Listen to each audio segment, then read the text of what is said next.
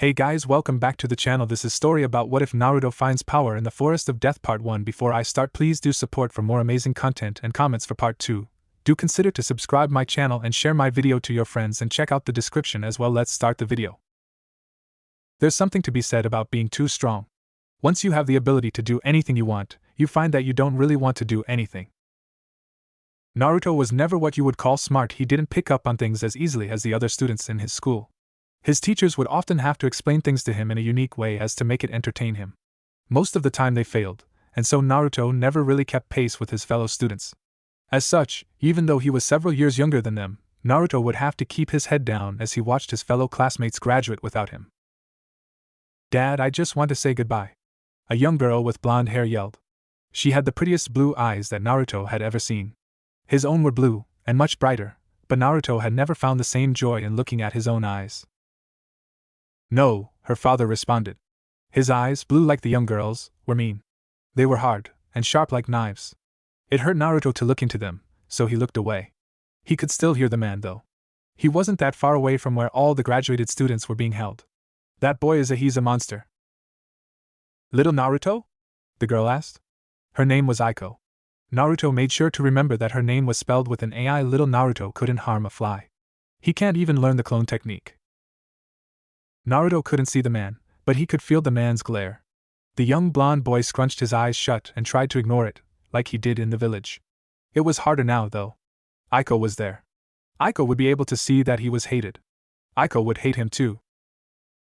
"I don't care what you say, Dad. I'm going to say bye to little Naruto. I'm not going to be in the academy anymore, and there won't be anyone to look after him."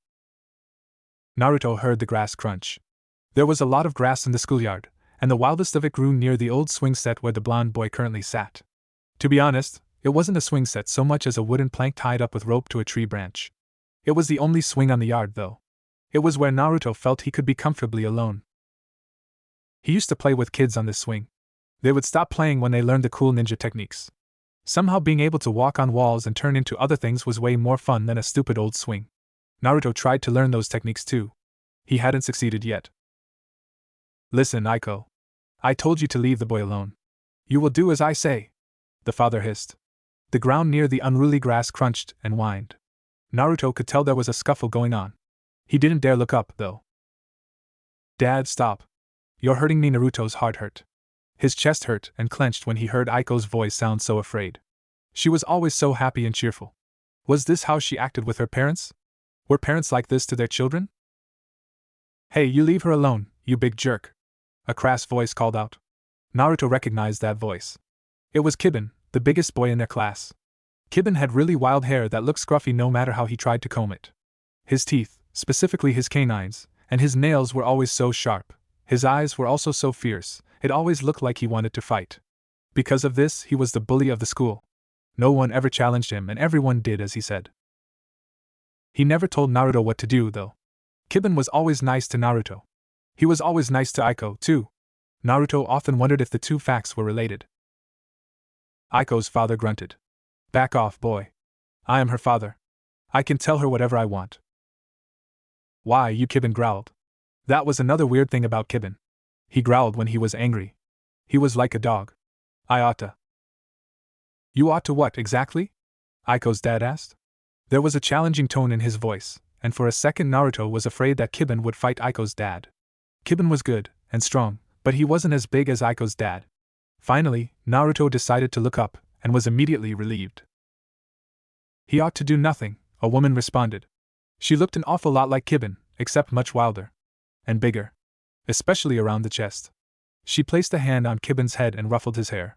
"Kibin, didn't I tell you not to mess with these Yamanaka folk? Their heads are all messed up from messing with other people's heads." Aiko's father didn't look pleased. His mouth twisted and for a second Naruto thought he looked like a demon. He closed his eyes, and then breathed in and out very slowly. Finally, after a couple seconds, Aiko's dad opened his eyes and glared at the woman behind Kibin. Insults and vulgarity from an Inuzuka. Why am I not surprised? Because all you headhunters do is spy on people. I wouldn't be surprised if you knew what color panties I were wearing right now. Knowing you savages, Aiko's father started with a sneer, you probably aren't wearing any. See? Kibin's sister chirped. Peeping perverts, the lot of you. Right on target, ace. Aiko's father gasped. He looked affronted. Shaking his head, he placed a hand on his daughter's shoulder and made to pull her away. Come, Aiko. You don't need to be in this cesspool of depravity any longer. Kibben's sister laughed. Those are an awful lot of 100 yen words for a degenerate pervert. Aiko's dad stiffened, but he didn't turn around to respond. He kept pulling Aiko away. This made Kibben's sister laugh even harder. Come on, Kibben. Let's get out of here. With that, Kibben turned to follow his sister off the school grounds. As Aiko and Kibben were pulled in opposite directions, Naruto couldn't help but notice the way they looked back at each other. Though he couldn't tell why, the way that they looked at each other made Naruto's chest hurt even more. I hope I'm on your team, Aiko. Kibben called across the school ground. Aiko didn't say anything, but she did turn around. The tears in her eyes reflected the afternoon sun, but they did nothing to dim the smile she had on her face. She nodded so hard that Naruto thought her head would fall off. Apparently that was enough for Kibben, because he flashed a toothy sharp smile and nodded back. Aiko and her father disappeared from the school grounds shortly afterwards. Seeing one of his only friends gone, Naruto had made to putting his head back down. No, wait, big sis. There's someone I have to talk to first. Before he could notice, Kibben was standing before him on the swing. Normally Naruto would be able to hear the grass crunching and tell when someone was coming. This day was really weighing down on him if the loud Kibben could sneak up on him. I know you don't talk much. Kibben started. He was always so blunt. So you don't have to say nothing. I'll just talk, okay? Naruto nodded. This was standard practice between them. I never really liked you, Naruto, Kibben said. Naruto's eyes widened, but he didn't do anything else. It wasn't surprising, but typical. No one really liked him. But you always hung on to Aiko. I couldn't be her friend without being yours too. Naruto nodded. He had expected as much. He was a slow learner for school stuff, but he could read people pretty easily. They either hated you or pretended that they didn't. Or they were Aiko, but Aiko was gone now. But over time, you grew on me. Naruto, who had been expecting to be chewed out, looked up at Kibben. Now that had surprised him. I mean, you're just a little kid, right? But everyone is always so hard on you. The big dogs in my house weren't even that hard on me when I was your age, and they were hard on everyone. Not knowing what to say, Naruto just stared. I'm not good with words, Kibben continued, so I'll just say it. I like your guts, little Naruto. I started protecting you cause it made Aiko happy, but after a while I just couldn't stand other people making things harder for you than they already were. Kibben then went silent. He appeared to be choosing his words carefully. Listen, I won't be here any longer, but you will be. You have to be strong. Don't let them bully you, okay? Naruto nodded. They would be bullying him just about as soon as Kibben left, but the scruffy boy didn't need to know that. I will be a strong ninja, the strongest.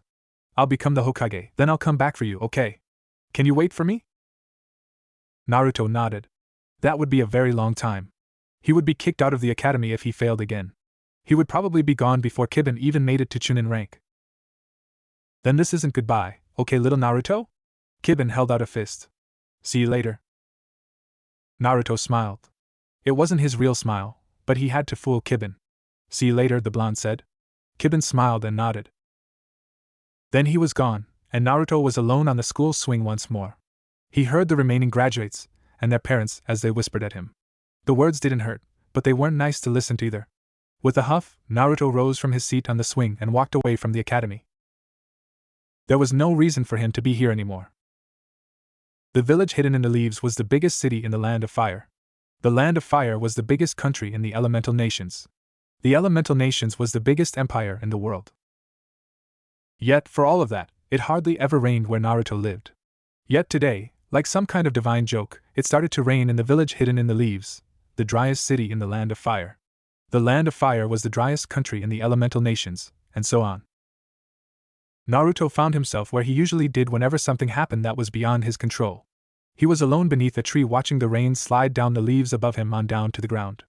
This tree was on the outskirts of the city, but not quite outside of its boundaries. It sat on a tall hill just far enough away from the buildings that Naruto could see over pretty much the entire village. The academy, which was pretty close to the monument, was a sight he avoided. The monument, however, was not. It was a large, overbearing quartet of faces that overlooked the village. Born into the cliff that the village was situated under, it sported the stern faces of the 4 previous Hokage. Naruto liked the 4th Hokage the best. He looked like a hero. Would Kibun be up there one day, too? Naruto shrugged. The Hokage were none of his business. It's not like they had any real bearing on his life. Instead, Naruto let his eyes rove over the various buildings in the village. Some were tall, like the Hokage Tower that dominated the center of the town. Others were small, like the post office where all the carrier doves flew, or the weapons shop that allowed him to take home some shuriken to practice with. The girl there, her name was Tenten, had really pretty hair. She always smiled at him when he came in and sometimes gave him candy. Naruto loved going there, but with Tenten going to the academy too, he never had enough time to spend with her. Her father obliged when he could, but he had a shop to run, so Naruto made sure not to disturb them too often. No, the favorite small shop that the young blonde liked to visit was definitely the ramen shop. Naruto couldn't pronounce the name of the shop yet, but he knew where to find it in the village. Even though it was small, maybe the smallest of all the buildings in the village, it gave off this warmth that was hard to replace. The owners were these two nice people, a father and daughter. Whenever he went there, they would smile at him and give him food. Sometimes it would be all that he ate. Naruto had wanted to go there to eat after school. He had wandered too much, however, and by the time that he realized that he was near the edge of the village, it had started to rain. He couldn't run through the rain, not without getting absolutely wet. He didn't have a dryer, so he would be wet all night. He didn't want to catch a cold. Naruto held out a hand into the rain. The droplets fell onto his fingertips hard and fast. It didn't rain often in the village hidden in the leaves, but when it did, it rained hard. It had been raining for almost an hour now, and it didn't seem to be stopping anytime soon. Naruto would miss the ramen shop today. He would have to eat tomorrow. With a sigh, the young blonde boy sat with his back against the tree. His stomach growled at him, but he closed his eyes and drowned out his hunger with the rhythmic pitter-patter of the rain. It worked, well, almost worked, and for a while Naruto thought that he could sleep there. Then a voice called out to him. "You're a pathetic runt," the voice said. It was deep, but oddly smooth. The baritone voice wasn't particularly loud, but it drowned out the din of the rain. "I was hoping that you would be more impressive by the time that I woke up. I can't say I'm particularly disappointed. You humans never live up to expectations." Naruto, rather than be offended, simply tilted his head. He looked around himself, head darting left and right in order to find the person speaking to him. He saw no one under the tree but him, so he started looking over the village again. "You're not going to find me," the voice said. Naruto looked around again. "I just said that you won't find me." Rather than keep looking around, Naruto shrugged and sat back down. "You go along with the flow too often, child," the voice said. "I was expecting some resistance. Your kind is typically confrontational." Naruto shrugged again. He started to play with the dirt under his sandals. "No one else is here. You can talk." "Don't wanna," Naruto finally responded. Naruto wasn't sure how, but he could feel the voice's glee. "Oh, so you can talk? Why don't you wanna?" Naruto, instead of responding again, just shrugged his shoulders. "Killjoy," the voice mumbled. "You'll talk to me eventually." "Maybe," Naruto responded. He waited for a bit, but whoever it was that was talking to him wasn't talking anymore. Had he gone away? Probably.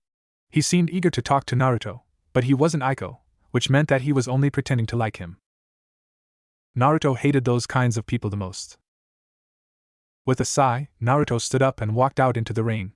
It was still pouring hard, but staying here wasn't going to solve anything either. If he ran fast enough, maybe he could get back to his apartment. Overhead, lightning lit up the sky. When it rained in the Hidden Leaf, it was a solemn affair.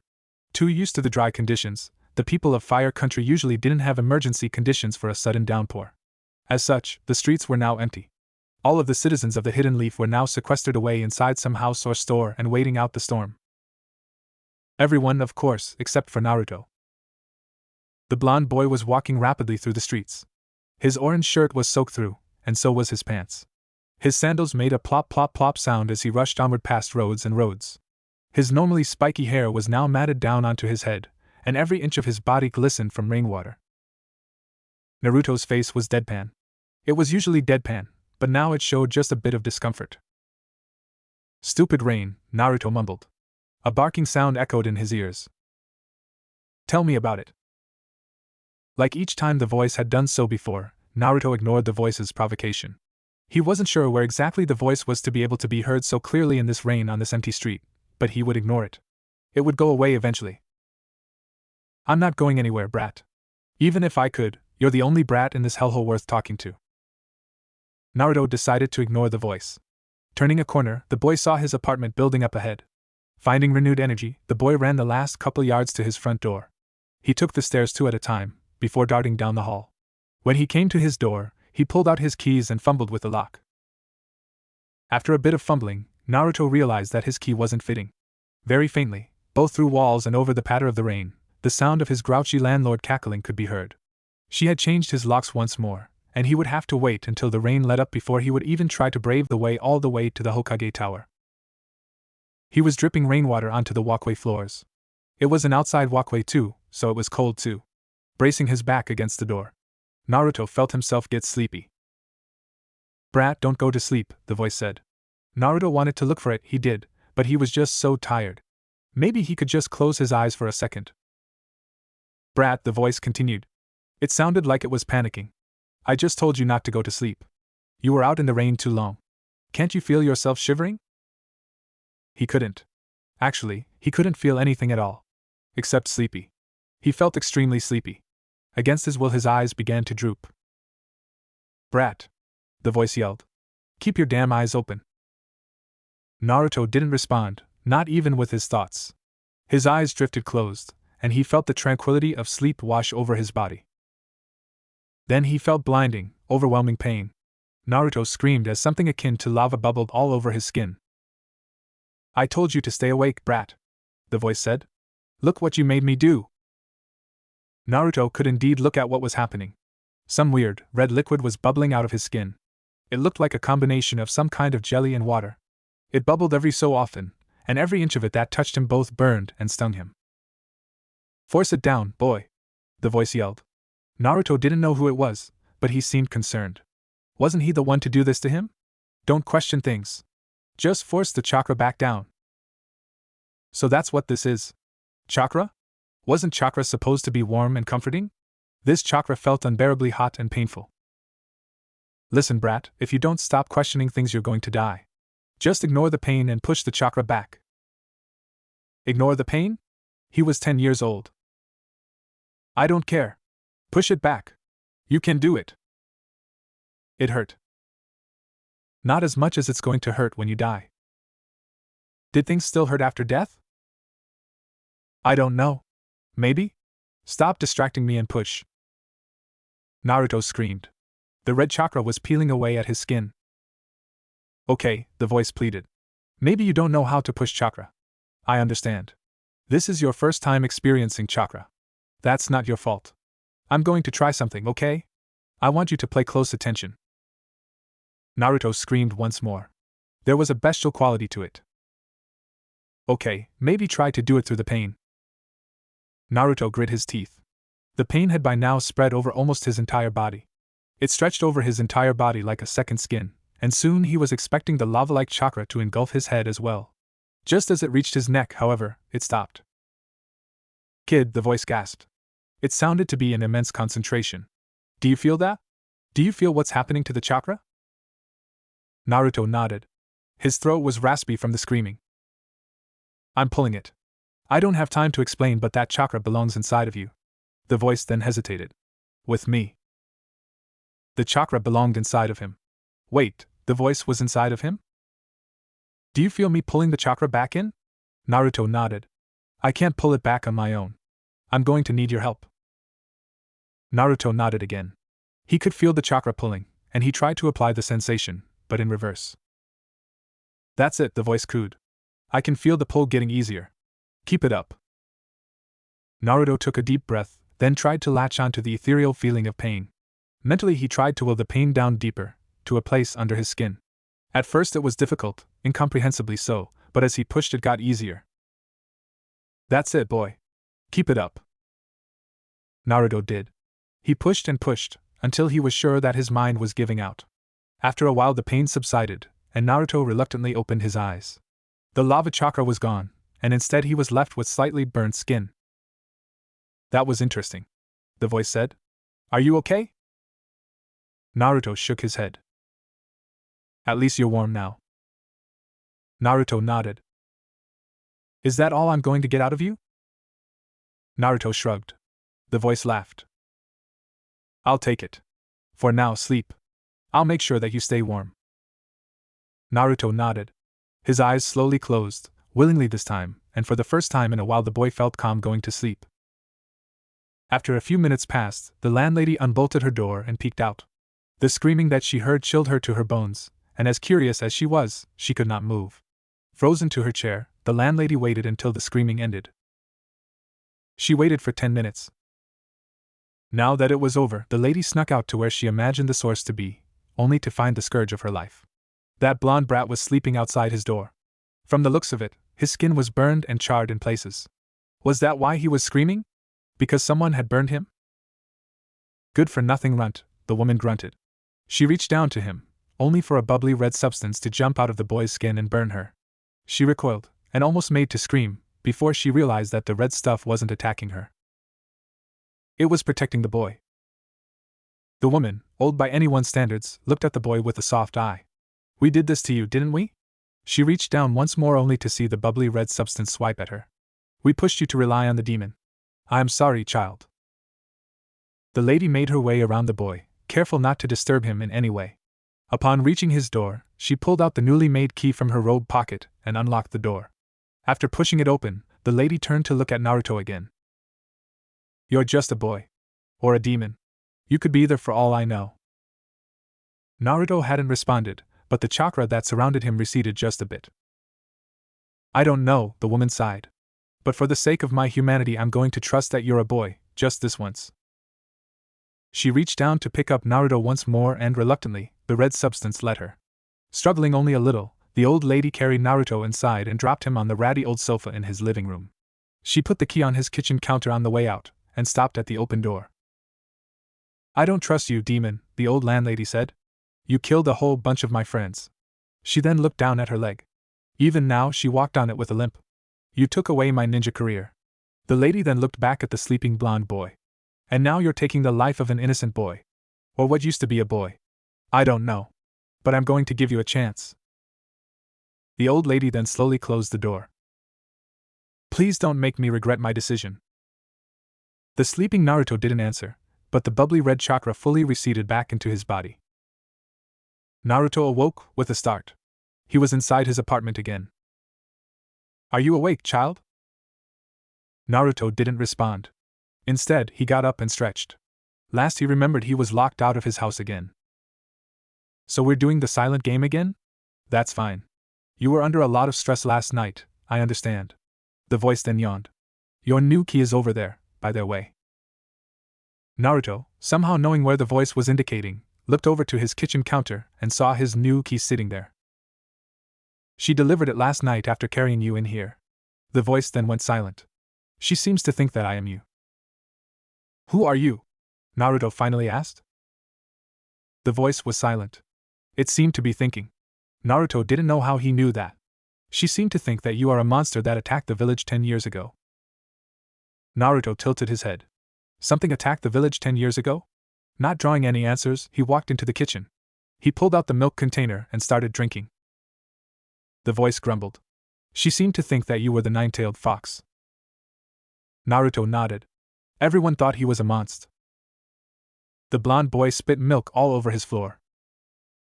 You're the nine-tailed fox. Naruto screamed. So you can speak? The fox yelled back. I was starting to think that you were a mute. You're the nine-tailed fox. Naruto repeated. The fox scoffed. Yes, I'm the fox. Are you done yet? Naruto nodded. He hardly ever screamed, so doing so twice was enough to calm him down. Good. Now let's get down to business. Naruto tilted his head. We're going training. That last time was a full power chakra cloak, and we couldn't handle that. But because we went into using my chakra so fast, you are now more susceptible to it. I can even manifest a bit of it outside of your body now. To prove its point, a tendril of chakra snaked out of Naruto's stomach. It waved at him before going back in. I can control that one though. It won't hurt you unless you piss me off. Naruto made a note to never piss the fox off. I can control that much, but if you pull on the chakra, even unconsciously, I won't be able to stop all of it from harming you from the seal. Naruto coughed. I'm sealed inside of you. Naruto's eyes widened. You are a creepy, expressionless little boy. You know that, right? Naruto nodded. Oh well. We have to prevent you from harming yourself if you accidentally pull on my power again. You can't even call on your own chakra yet. Naruto nodded. The fox made sense. We leave to train now. Naruto looked at his clock. It was stupid o'clock in the morning. Naruto shook his head rapidly. Let's get going. A tendril of chakra burst out of Naruto's back and whipped him. Naruto squealed. Go! Naruto darted out the door. He grabbed his new ki as an afterthought and scrambled out to the forest. We're going to start with 100 sit-ups, 100 pull-ups, 100 squats, and 100 kilometers of running. We'll increase it as you get better. Naruto groaned. This was going to be a long week. Week? This is going on until you can handle my chakra. Maybe afterwards. Now move! The fox then whipped him again for emphasis. Naruto started running even faster. He ran past the landlady's door at speed. The old woman looked out her window. Shitty brat, the woman grunted. Regardless, she had a smile on her face as she closed her door. Little did anyone know that this was going to be the start of a reluctant legend. Naruto plopped down in his chair. The academy was never a favorite spot of his, and the seats were by far his least favorite part of it. They were so damn uncomfortable. You spend your days training nonstop in a forest and sleeping on rocks, yet a chair discomforts you? The voice in his head, the nine-tailed fox, asked. Naruto nodded, though his head was still lying on the table. You're still a creepy little shit. Naruto nodded again. As per usual, Naruto was the first to arrive to class, though it was not for any particular reason. After training out in the various training grounds located all over the Hidden Leaf, he would fall asleep rather late and wake up rather early. There wasn't much to do other than clean up and head to school. Could you at least endeavor yourself to remember their names this time? The fox asked. Naruto shook his head. This was actually Naruto's second year since he met the fox. He had failed the academy once more during that time. The third Hokage had managed to convince the teachers to give him one more try. Turns out that simply not showing up for class wasn't a good enough reason to bar him entry to being a ninja. The third Hokage made him promise to show up to class this time. Naruto couldn't bring himself to deny the man. You spent all of last year training. You're more than strong enough now to take care of yourself. Maybe you should focus on making friends. Naruto lifted his head. The classroom was still empty, so the blonde boy had no problems with voicing his opinion. You're a giant beast of pure malevolence. Why do you care if I make friends or not? The fox grunted. It'd be an interesting change of pace. I'd like to see you squirm as you struggle to do the one thing that has always evaded you, successfully socializing with another human being. Naruto shrugged. The kids here are all so boring. How do you know that? The fox asked. You haven't even met them yet. I met the kids last year, Naruto stated. They were super boring. Well, they might not be as bad this year. Just give them a chance. No, Naruto said. He started to pout. There are only two kinds of people in this world, those who hate you, and those who pretend that they don't. Naruto then hesitated. An Aiko. Every time you say that line, you mention this Aiko person. Who is she? The fox asked. None of your business, Naruto responded. He put his head down. The fox scoffed. Whenever the boy got like this, he would stop talking altogether. If it makes you feel any better, the fox started, I'm only a part of the group that hates you. Naruto, despite his best efforts, smiled. The first student strolled in only a half hour after Naruto did. They were still a half hour early for class. Naruto sat in a corner of the room at the back of the class. He was next to a window, so he could enjoy being as far away from public attention as possible. The person chose the seat farthest away from him while still being near the back of the class. After choosing their seat, the person immediately followed suit and plopped their head down on the desk. Naruto recognized this person. Too bad it didn't matter. Shikamaru Nara fell asleep almost as soon as his head hit the table. I remember the Naros. They're cheeky little shits. In the olden days of the clan wars, the Naros were hired almost as much as the Senju and those other people. Naruto knew that the fox meant the Uchiha. He also knew that the fox hated the Uchiha. They're smart little bugs. Maybe you should be his friend? Immediately after the nine-tailed fox said that, Shikamaru started to snore. Or maybe not. 5 minutes or so afterwards, the next student strolled in. He was chubbier than most other students that Naruto saw, and thus singled out the only family the kid could have come from. An Akimichi. You had one last year. They're a jolly bunch. True to form, the Akimichi waved at Naruto before sitting down next to Shikamaru. The boy attempted to rouse his sleeping friend to no avail. He then shrugged, opened a bag of chips, and started eating. Apparently, this was the status quo. I'll consider it, Naruto whispered. The fox grunted. The next person to arrive showed up only minutes after the rotund boy. He had charcoal black hair and... No. You are not making friends with that boy. No making friends with Sasuke Uchiha. No problems there. The next person to enter had arrived with an escort. The escort bowed as the small girl entered the room and watched her like a hawk until the girl had sat down near the back. Both escort and girl had pale eyes and long, silky hair. A Hyuga. They're not too bad. They're arrogant, Naruto whispered. He had to do so lower than usual. The girl wasn't that far away from him. This one doesn't seem so, the fox responded. I can feel it. She's kind. Naruto wasn't sure how the fox sensed emotion of all things, but he did. He decided not to question it. I'll consider it, Naruto whispered. The fox nodded his head. The next person to burst through the door was a sight for sore eyes. Naruto! You fox-smelling bastard! Get over here! Naruto immediately climbed onto his desk and darted away. Get back here, you mutt! Kiba Inuzuka yelled. He chased Naruto with a smile on his face. I don't know why you associate yourself with dogs, the fox said with a yawn. They're so uncultured. He reminds me of Kibin. Dear gods, the fox said in mock horror. There are more of them? Eventually other students filed in while Naruto was evading Kiba's good-natured chase. The fox didn't comment on them, so Naruto paid no attention to them. One of such students was a boy called Shino Aburame. Naruto made sure not to disturb him as he fled from Kiba. They had a moment of eye contact, even through the boy's shades, as he ran from the dog boy. A slight, almost imperceptible nod came from the boy. Naruto nodded back.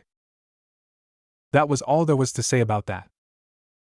Eventually, however, the academy doors burst open one last time and two girls came barreling in at each other's necks. They seemed to be fighting over something. They were not as strong as either Naruto or Kiba. Hey! The girls yelled. They were on the ground now. Naruto had managed to dodge around them, but Kiba decided to barrel right through them. Watch where you're going. Kiba turned around with a scowl. He said. If you can't take the heat, maybe you should be the ones to get out of the way. One of the two girls, a green-eyed one with pink hair, shot to her feet and advanced on Kiba. She looked confrontational, so Naruto was prepared to step in. Kiba wasn't really a friend, but he was fun to mess with. He approached the girl from behind the dog boy and was ready to fight and... Stop, boy. Do you think she could survive an interaction with you? Naruto decided that he didn't care. I said stop. There is no need.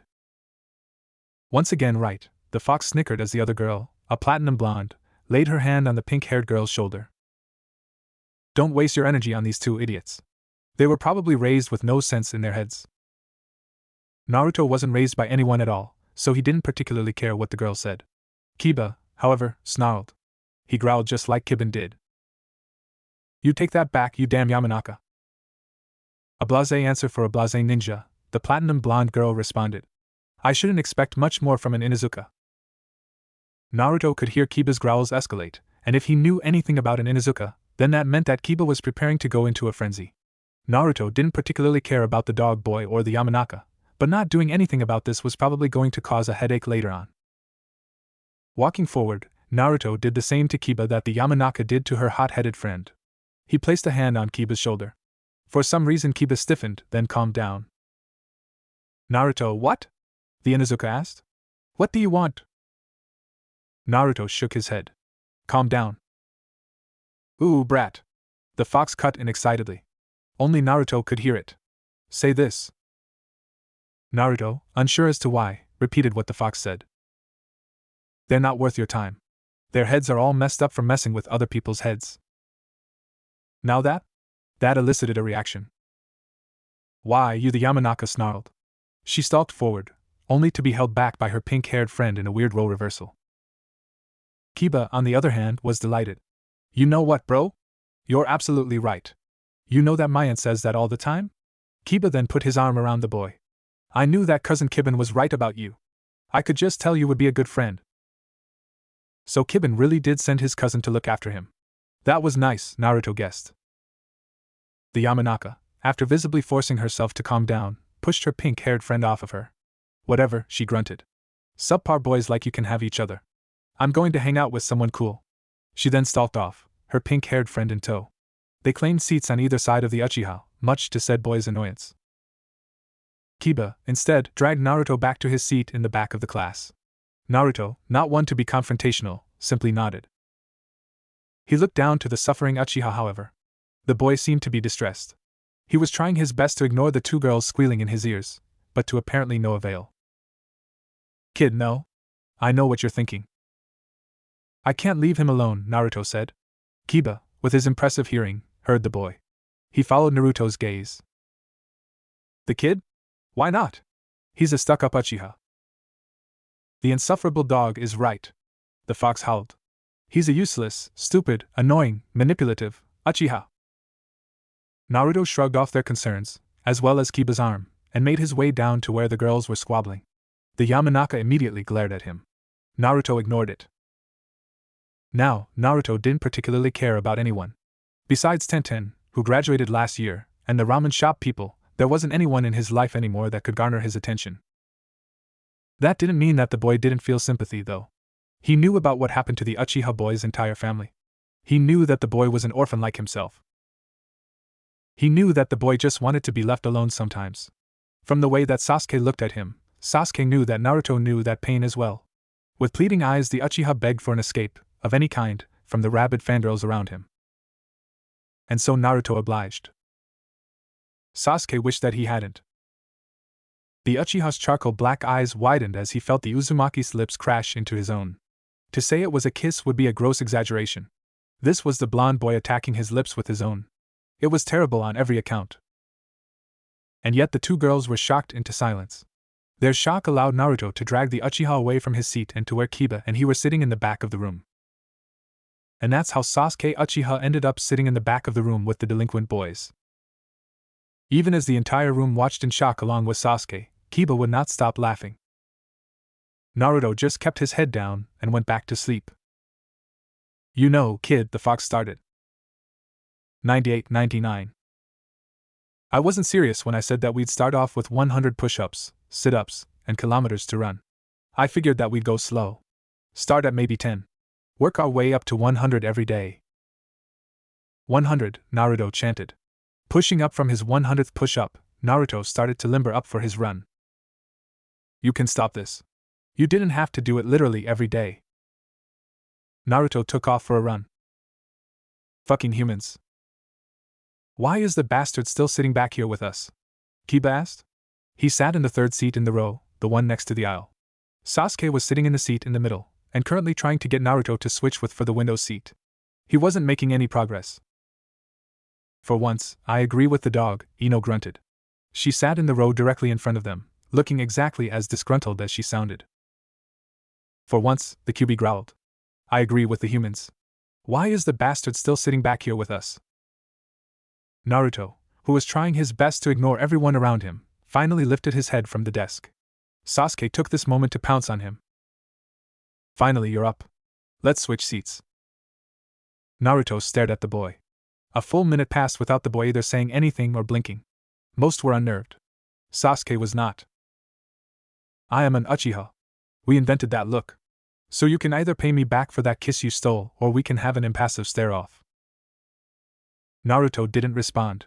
He just kept staring. Sasuke, used to such things, impassively stared back. No one interrupted them. Not even Irika. They continued for the whole day. Brat, Kyuubi groaned. That's a rock. Naruto nodded. Up, down. No, better yet, that's a boulder. You realize you're lifting a boulder? Naruto nodded again. Up, down. Brat, that's not even part of your training routine. Why are you lifting a boulder? Naruto nodded. It didn't answer the Nine-Tails question. The fox pretended that it did. At least find a bigger one. Naruto nodded. He threw the boulder off him and jumped up in search of a bigger one. The rock went up. When it finally came back down, it created a crater. Seriously, Kiba grunted. It was physical fitness day and Iruka was forcing them through some vigorous drills. They were currently on sit-ups. It wasn't Kiba's strong suit. Why is the bastard still hanging with us? Naruto didn't answer. He was belting through sit-ups several times faster than everyone else. In truth, he was done a while ago, but Iruka couldn't find it in himself to stop the boy. I find it, Ino said around gasps of breath. She was still on the push-up portion of the exercise and didn't seem to be finishing anytime soon. Disturbing that we agree so often, Inuzuka. Sakura was even further behind than Ino. She was still on her stretches. Iruka wondered how that was possible. Sasuke, who was desperately trying to keep up with Naruto, was panting as well. The blonde bastard needs to pay me back. Sasuke then collapsed back onto the ground. He wasn't near completing even half of what Naruto had. Until he does, he's going to ward off the fangirls. Well, you are going to ward off fangirls, Mutt. You keep hanging out with him, though, so he's paying me back through you. Kiba bristled and glared at Sasuke at the end of every sit-up. Then how is he going to pay me back for hanging out with you? Through me, Ino panted. She switched over to sit-ups, but then considered the effort and decided to take a break. The instant he stops hanging out with you and Sasuke, I'm taking that third spot. I thought you hated me, Kiba asked. I do, Ino responded, but Sasuke's coolness outweighs how much you suck. The three ninja fell into a silence. They were in awe of the rock-paper-scissors dynamic that they had somehow naturally fallen into. The silence was broken only by Naruto's now jackhammer speed as he started his squats, and Shikamaru's snoring as he slept just out of view of the teachers. He was behind even Sakura. Naruto had completed his 37th run around the Hidden Leaf Village. It was 5 in the morning. Not a bad start to the day. Yash! A youthful voice called out behind him. Naruto ignored it. Your youthful spirit is invigorating, young Naruto. The green beast of the Hidden Leaf ran up to Naruto and lifted him in the air. The man was wearing an all-green jumpsuit that hugged every perfectly sculpted muscle in his body. Naruto thought he looked cool. The nine tails gagged. I did not invest so much time and effort into you just for you to disappoint me like this. You are not wearing that monstrosity. Naruto considered asking for a leotard. Damn it, boy, you are not wearing that. Naruto snickered. Insufferable human. I have seen you bearing your youth around the outskirts of the village and I am impressed, young Naruto. The green beat, my guy, yelled. Naruto wasn't entirely sure why, but that sentence seemed dirty. If I cannot match your youth, then I will do 1,000 push-ups with boulders attached to my legs. Naruto gasped. That actually didn't sound like too bad of an idea. Human, no? Sasuke smirked. It was a wicked smile, born of literally months of trying to prove himself. Finally, I have something that I can beat you in. In the Uchiha's hand was a throwing knife. The boy tossed it in the air, letting it flip blade over handle, before catching it and doing it again. Naruto shrugged. He picked up the dull throwing knife that was placed before him and looked at the target dummy. It was a crude straw man with a target over its torso. With a shrug, Naruto flicked his wrist. His knife fell short halfway to the dummy. Sasuke's smirk widened. Ha! You throw it like this. Sasuke then flicked his wrist much harder. The knife flew straight and true, before embedding itself dead center of the target. Sasuke turned, wide-eyed and victorious, to his blonde rival. See? Impressed? Naruto shrugged. After months of hanging out with the boy, Sasuke translated the action as a resounding yes. Sasuke was understandably ecstatic. Iruka, however, was not. Naruto, I know that you have never been particularly good at aiming, but you need to at least put a little bit of effort into this. Iruka then walked up to Naruto. He put a hand on the boy's shoulder. From your physical reports alone, I know that you at least make it to the dummy. Can you do that for me, Naruto? I believe that you can. Naruto looked at Iruka. His gaze, impassive and long, showed nothing of what the boy was thinking. Regardless, he took the knife that his teacher was handing him and inspected it. It was dull, just like every other knife they had. Slowly, Naruto stepped up to the starting line. Boy, the fox grumbled. Think very carefully about what you're about to do. Naruto shrugged. How bad could it be? Taking aim, Naruto tried his second chance at throwing the knife. He put minimal effort into it, and the knife flew on a straight path. It missed the target completely, instead hitting the edge of the dummy's head. Sasuke laughed. Is that the bee? The knife had kept going.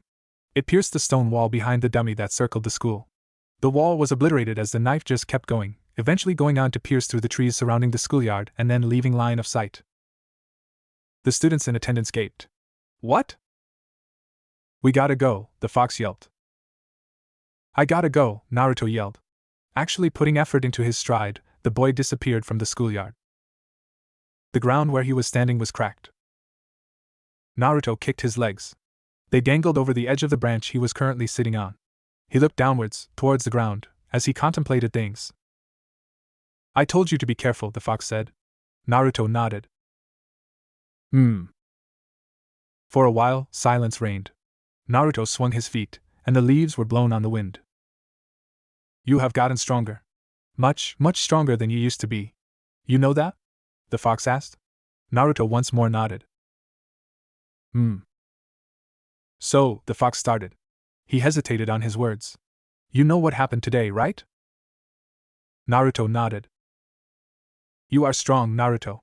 Far stronger than you were. And you're stronger than they are, too. Well, most of them, anyway. Naruto nodded. You don't like that, do you? Naruto shook his head. I'm not apologizing. You needed to get stronger in order to handle my power. You needed to get stronger in order to handle what's coming for you. Naruto grunted. What?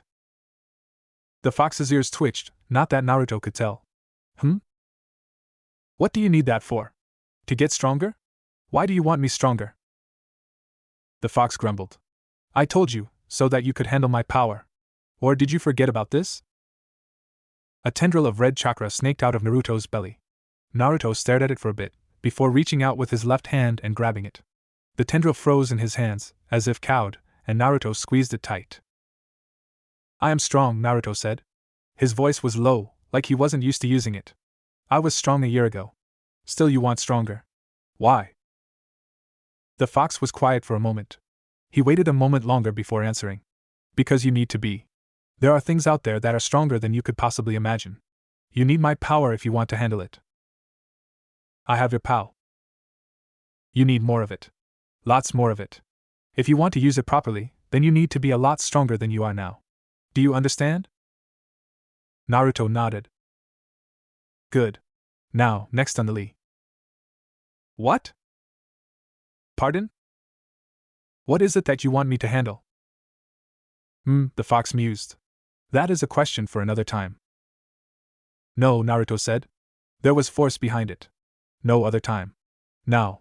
I didn't ask questions for 2 years. I just want the answer now. The fox was quiet once more. Several minutes passed while the two sat in the same tree that Naruto had under those 2 years ago. Seeing nothing else to do, Naruto started kicking his legs once more. Brat. To the ground for me? Naruto nodded. He jumped down to the ground and made his way over to the soft dirt. The tendril in his hand burst out and started drawing in the dirt. Do you remember your history class, brat? Naruto shook his head. The fox snorted. Well, remember this one. Tell me. In the dirt, the tendril had drawn a wide circle. Inside of it were 2 more concentric circles centered by a dot. What do you know of a Madara Uchiha? School was not a normal day for Naruto anymore. It won't be that bad, the fox grumbled. Just walk in, sit down, and ignore everyone like you usually do.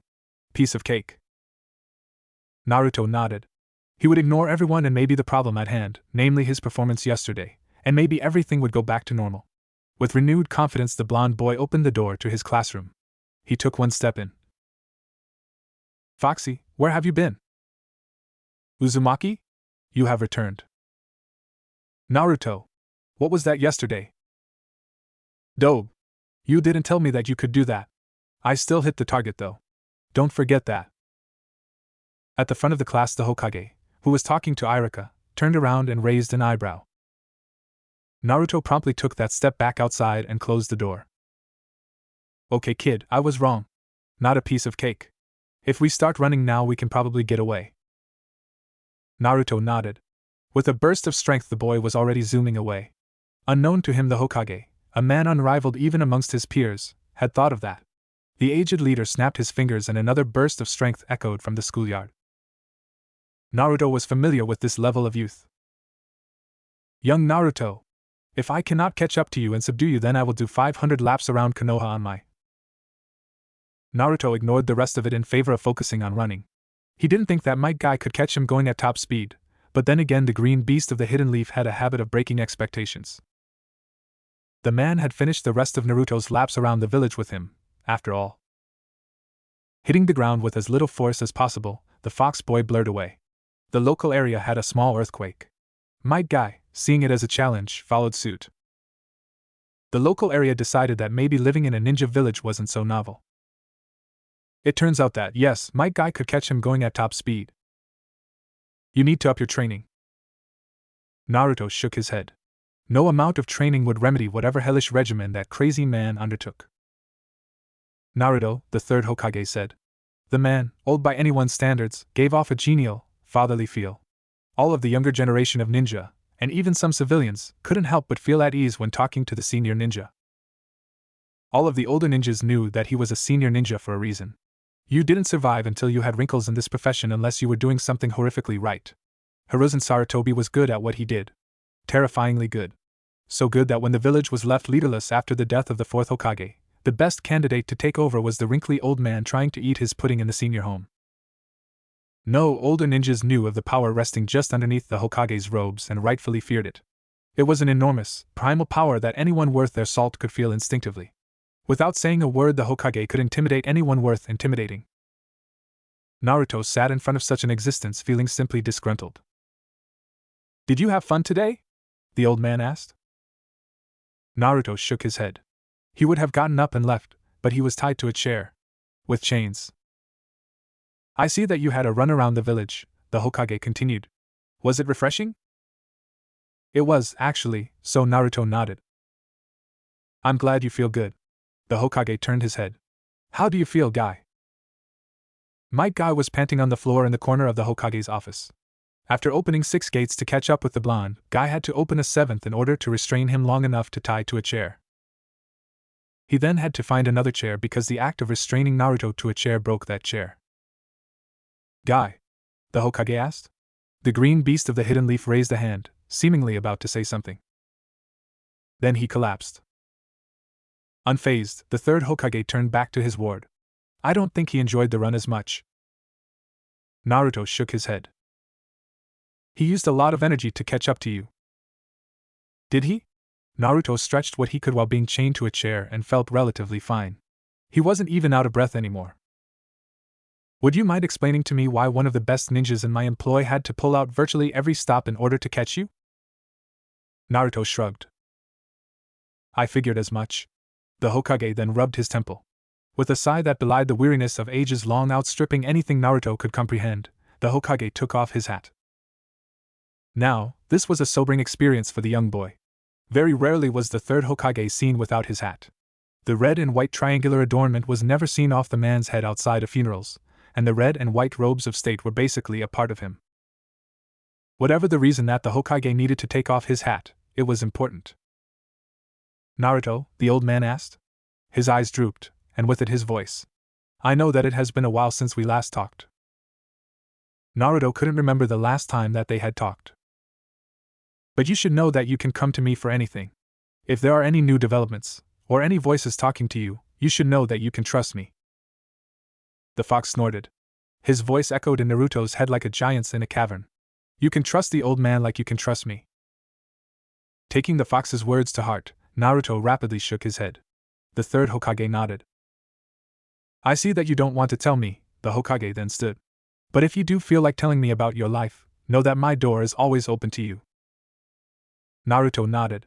A quick flex of his arms, and the chains binding him snapped like cheap twine. The Hokage's eyes widened for a second, before schooling back into the neutral mask that the old man was known for. Naruto stood and moved to leave. Naruto, the Hokage said. His voice was low and soft. Please remember what I said. Naruto nodded as he left. Kakashi, you will keep an eye on the boy. Yes? Pages of a book snapped together.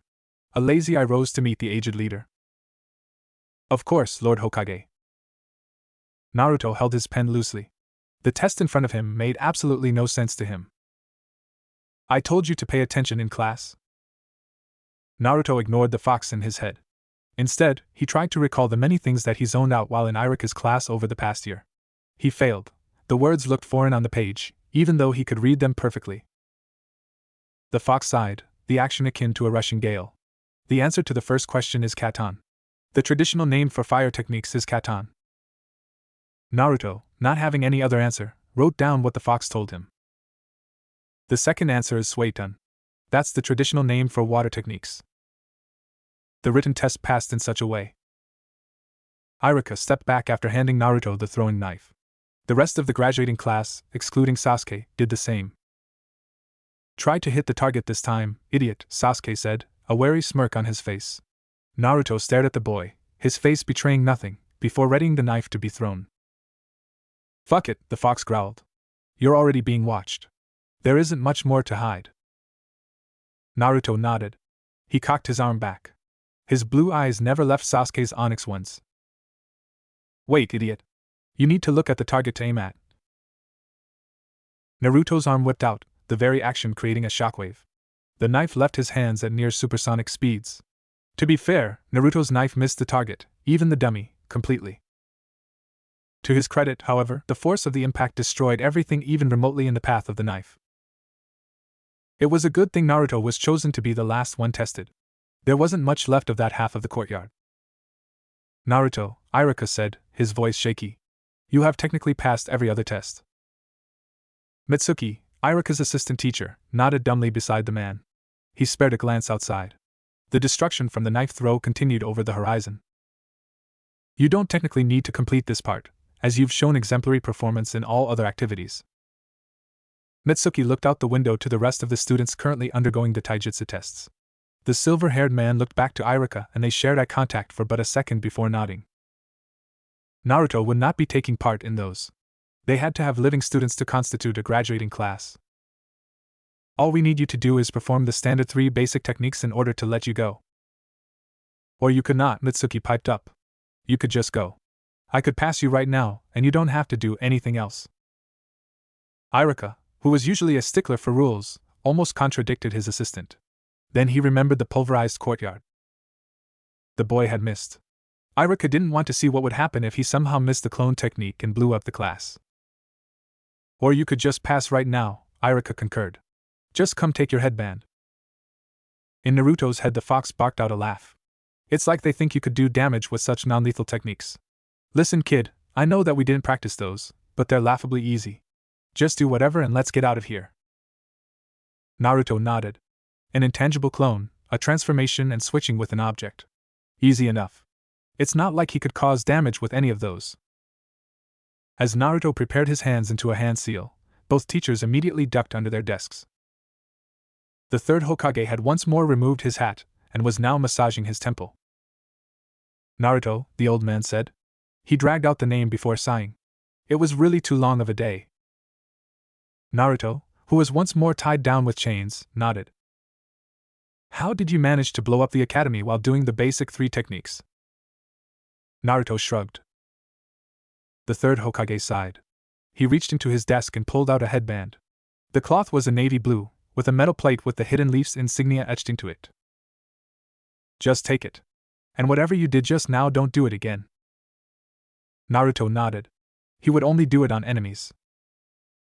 Dismissed. Of course, there weren't many people who wanted to be on Naruto's team when team selection came around. Out of a grand total of 30 students, there were about 4 of them who wanted to be on his team. If you keep hanging out with dogs, you're going to get fleas, the fox grumbled. Naruto ignored his grumpy inner voice about as hard as he tried to ignore Kiba hanging off his shoulders.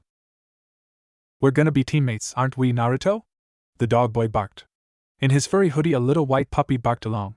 Naruto rubbed behind the ears of Kiba's familiar. His name was Akamaru, and he was perhaps the only one that Naruto had no problems with.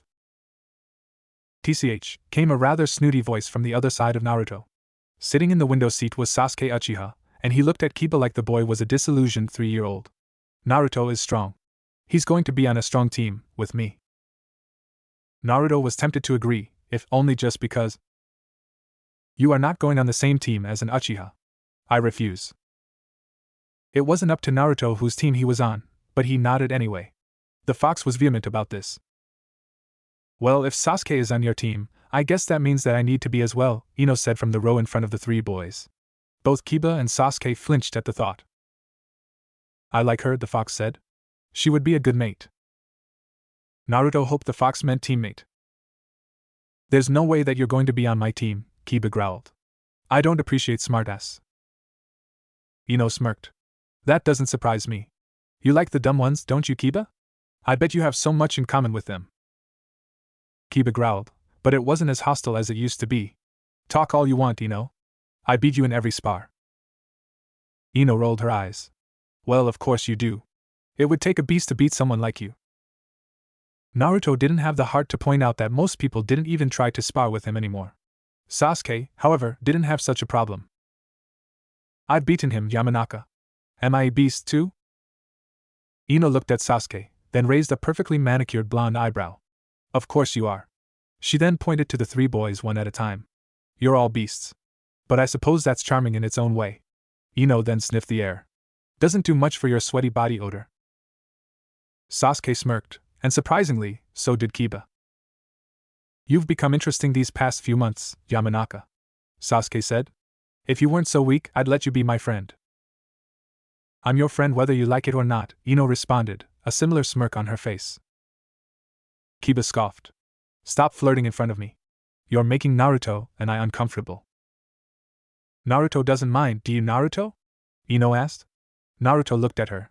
Unblinking, his stare pierced right through to her soul, chilling her to her core.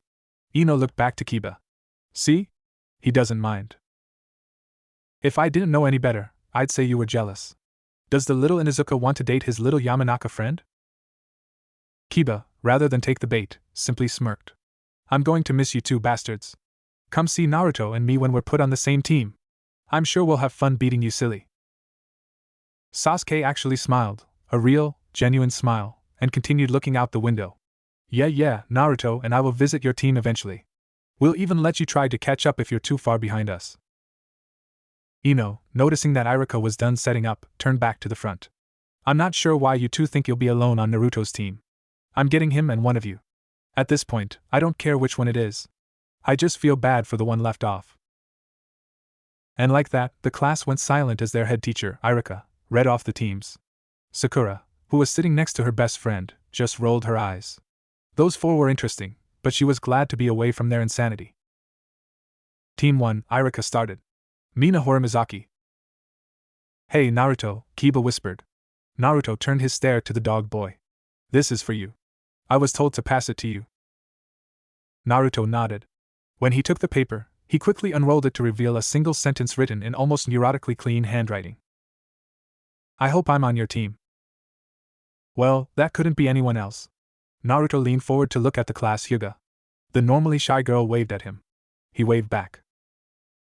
Her. I really like her. Naruto nodded. Well, with so many prospective classmates, there was little chance that he would be on absolutely none of their teams. He was on absolutely none of their teams. How? Ino screamed, her hands pounding the table in protest. How is he not on anyone's team? We had exactly the amount of people needed to fill a roster of 3-man teams. How is Naruto not on any of ours? Iruka, feeling sheepish, had the decency to meet his students' eyes.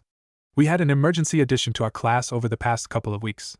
He had to fill the roster as well, and it was decided that he would fit a team better than Naruto would.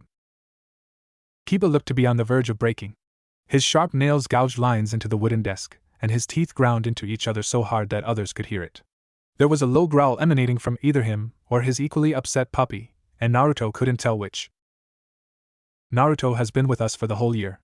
He has better chemistry with us than any new kid possibly could. When did we even get a new kid? Iruka directed his attention away from the dog boy to a different corner of the room. Sure enough, in the third seat in the row with Choji and Shikamaru sat another boy. His skin was pale, almost impossibly so, to the point that it was almost as white as snow. Hello, the boy said. He raised his hand and waved it. He attempted to smile, but the action was at best a cheap imitation of a smile. I am Sai. It is nice to meet you. Kiba stared at the boy, his mouth agape and his eyes unfocused. He tried to take in the boy but failed, having gained absolutely no impression whatsoever. Instead, Kiba turned back to the teacher.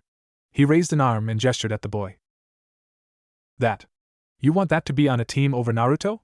You think that we can form any cohesion with an emotionless husk of a child like that?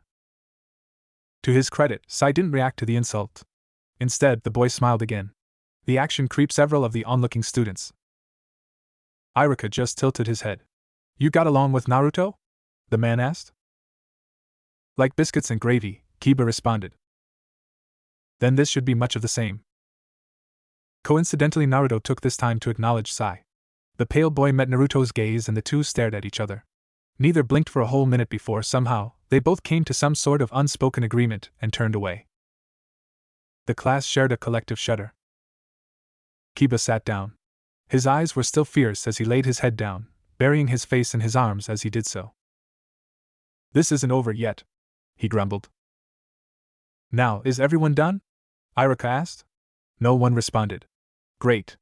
Everyone, you will be staying here waiting for your sensei. Naruto? You will be coming with me. Seeing no reason to resist, the boy stood up and walked towards his teacher. Iruka nodded, then opened the classroom door. Sparing one glance over his shoulder, the blond boy blinked before closing his door on his almost friends. Naruto, the third Hokage, said. He had his hands steepled before him as he looked over the boy he was quickly becoming wary of. I'm sure that you are wondering why you are here today. Naruto shrugged. He didn't particularly care why he was here. Not being chained down before the old man was a nice change to the usual routine, though, so Naruto obliged the man. I'm sure that you're confused as to why you weren't placed on a team. The Hokage shouldered through the boy's silence. The third was long used to Naruto's lack of speech. The answer is a bit unorthodox. Even we weren't prepared for the decision. Naruto nodded, showing that he was listening. The Hokage took a deep breath before answering. When he did, his eyes were softer, but no less guilty. You are too strong. I could have told you as much, the fox grumbled. You were able to outpace and even overpower one of my physically strongest ninja. Are you ready to tell me how this came to be? Naruto shook his head. I figured as much, the Hokage sighed. He then reached over and retrieved a small manila file. He thumbed through a few pages before landing on a page and pulling it out. The Hokage made to examine it for a bit, before turning it to Naruto. The page had a picture on it of a destroyed landscape. Have you ever seen this before, Naruto? Naruto looked at the picture and affirmed that he had in fact not seen that place before in his life. Of course not. The Hokage replaced the picture in the folder and sat back in his chair. That is the crater where your most recent attempt at tossing kunai ended. Somewhere, far under the ground, your kunai has most likely shattered on the bedrock. Before this picture was a crater, however, the Hokage leaned forward, his face grim. That was a rather bustling hub for the local wildlife. It was well forested and densely populated. Now it is a crater. The Hokage then reached to remove his hat. As he placed the hat on his oaken desk, he sighed once more. It is a crater that is several miles away from where you threw that knife, with a trail of destruction and disarray leading up to it. Do you have an explanation for that, Naruto? You throw very hard, the fox supplied. I throw very hard, Naruto parroted. The Hokage obviously wasn't accepting that as an answer. Is that all? Did you use a special technique? Any chakra? The Hokage then paused, and then said his next words very carefully. Do you use any special chakra? No, Naruto answered, his voice soft. I use my muscles. No one can throw that hard with just their muscles, the Hokage responded. His wrinkled face seemed to crease even more as he tried to explain what seemed like perfect knowledge to a yet not understanding boy. Naruto tilted his head, apparently lost. The Hokage rubbed his temple. We're putting you on a team by yourself. At Naruto's even more confused face, the old man continued. You are obviously much more powerful than you should be, so we can't place you on any team without upsetting the scales. Instead, we're making it so that you're on a need-to-have basis. Effective immediately, you're essentially a freelance ninja. Naruto nodded. The Hokage knew that he hadn't understood. You're a ninja, okay? The old man recited. But think of it as more of a hobby. You're a hero for hobby, okay? You know, the old landlady chirped. You really don't belong here. Naruto, for the third time that day, shrugged. His landlady had said that to him numerous times throughout the day, and would not stop repeating it until he responded. Instead of dignifying a conversation, the boy shrugged and got back to doing his job for the day, cleaning the gutters of his own apartment building. I don't mean here, the lady said, gesturing to the apartment building. I mean here, as in doing this. You're far too skilled. You're more than overqualified. Once again Naruto shrugged. Using a new technique his Jonin teacher of the week taught him, Naruto coated his hand with chakra. A thin film of the stuff coated his hand, and Naruto attempted to use the now gloved appendage to sweep the gunk out of the gutters. As soon as he tried, however, he lost focus. The light coating of spiritual and physical energy dissipated from his hand, leaving him to touch the mud and leaves with his bare skin. EW, Naruto said. His face scrunched up as the landlady smiled. I knew you could talk, she said, her mirth evident from the chuckle that escaped her lips. You should do it more often. You're far too young to have run out of words. Naruto considered shrugging once more but thought better of it. Instead he wiped the gunk off his hand and onto his pants. He leaned back from his perch on the wall and stared at his neighbor. No. The old lady chuckled. And why not? Because, Naruto said, his voice soft and barely audible. Only years of listening for the slightest noise allowed the retired ninja to hear the boy. I don't want to. Ah, the landlady said, an air of knowing in her voice. Then what do you want to do? Naruto seemed to take a moment. The chakra, which he had tried to reapply, dissipated from his hand once more as the boy seemingly stared off into the distance. After a while the boy seemed to snap out of his reverie with a shake of his head. He leaned back from the wall again and stared at his landlady. I want to get stronger. The landlady lost her smirk almost immediately. With a hum, the old ninja hobbled back into her house and retrieved a white envelope. With a huff, she tossed it out into the open air and watched as the boy detached himself from the building wall to chase after it. With all the grace of a brick, the boy shot through the air and caught the envelope, before falling to the ground and landing unharmed. There's the payment for the D-ranked mission, brat. The landlady leaned on her windowsill as she stared imperiously down at the orange-wearing boy. It'll get split when you report in, but I ask that you get a good cut. I know the old monkey. He'll give you some spending money. Naruto, instead of thanking her, simply looked back to the gutters. The landlady huffed. Don't worry about that. I sent in the mission as an excuse to talk to you anyway. If I wanted the gutters cleaned, they'd be clean. Naruto raised a perfectly blonde eyebrow in response. The landlady rolled her eyes. She ran through hand seals faster than Naruto could discern.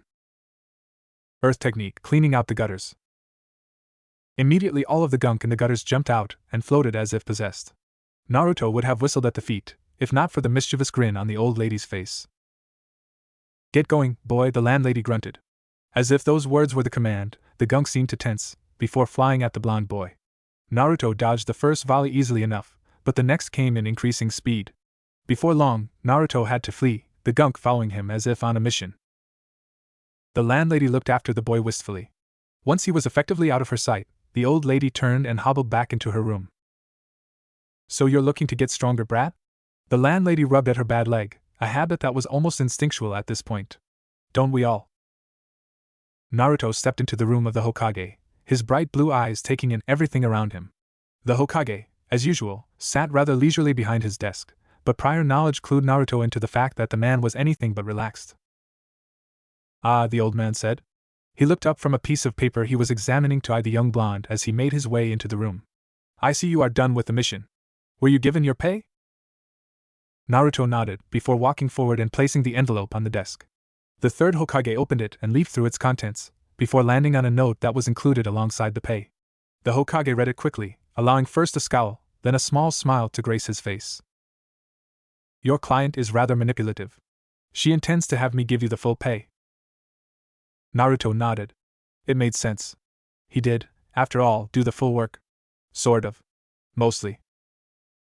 However, that is not how it works. If the village is to have any capital, we need to tax our people for their services. It is customary for us to take a majority percentage of the pay, but since this is a low-ranked mission and I know the client. The Hokage continued to take a small pile of coins off the top of the payment. I think I can excuse it, this one time. Take your payment and be gone, Genin Uzumaki. Naruto nodded, then walked forward and took the money left for him on the desk. He made to count it, but then suddenly decided that such a thing wasn't necessary. Instead, the boy shoved the money into his pocket and made for the door. As his hand reached for the handle, however, the door was shoved open. Unfortunately for whoever was on the other side, Naruto stood barring the entry to the room. The door stopped immediately upon hitting Naruto, even it knowing an unstoppable force when meeting it. Naruto stood unperturbed by the occurrence, even though whoever it was on the other side very clearly collapsed from the unexpected run-in with a suddenly immovable door. The blonde looked around, uncertain of what he had to do, and eventually let his eyes fall on his leader. The Hokage sighed. Just let whoever that is in. Naruto nodded and stepped to the side. The door, warily this time, opened and allowed in a rather disheveled Chunin. What the hell was that? The boy, just barely into his teens, mumbled. He shook off his disorientation soon enough and looked to his leader. Never mind that. Lord Hokage. There is grave news from Team Kakashi.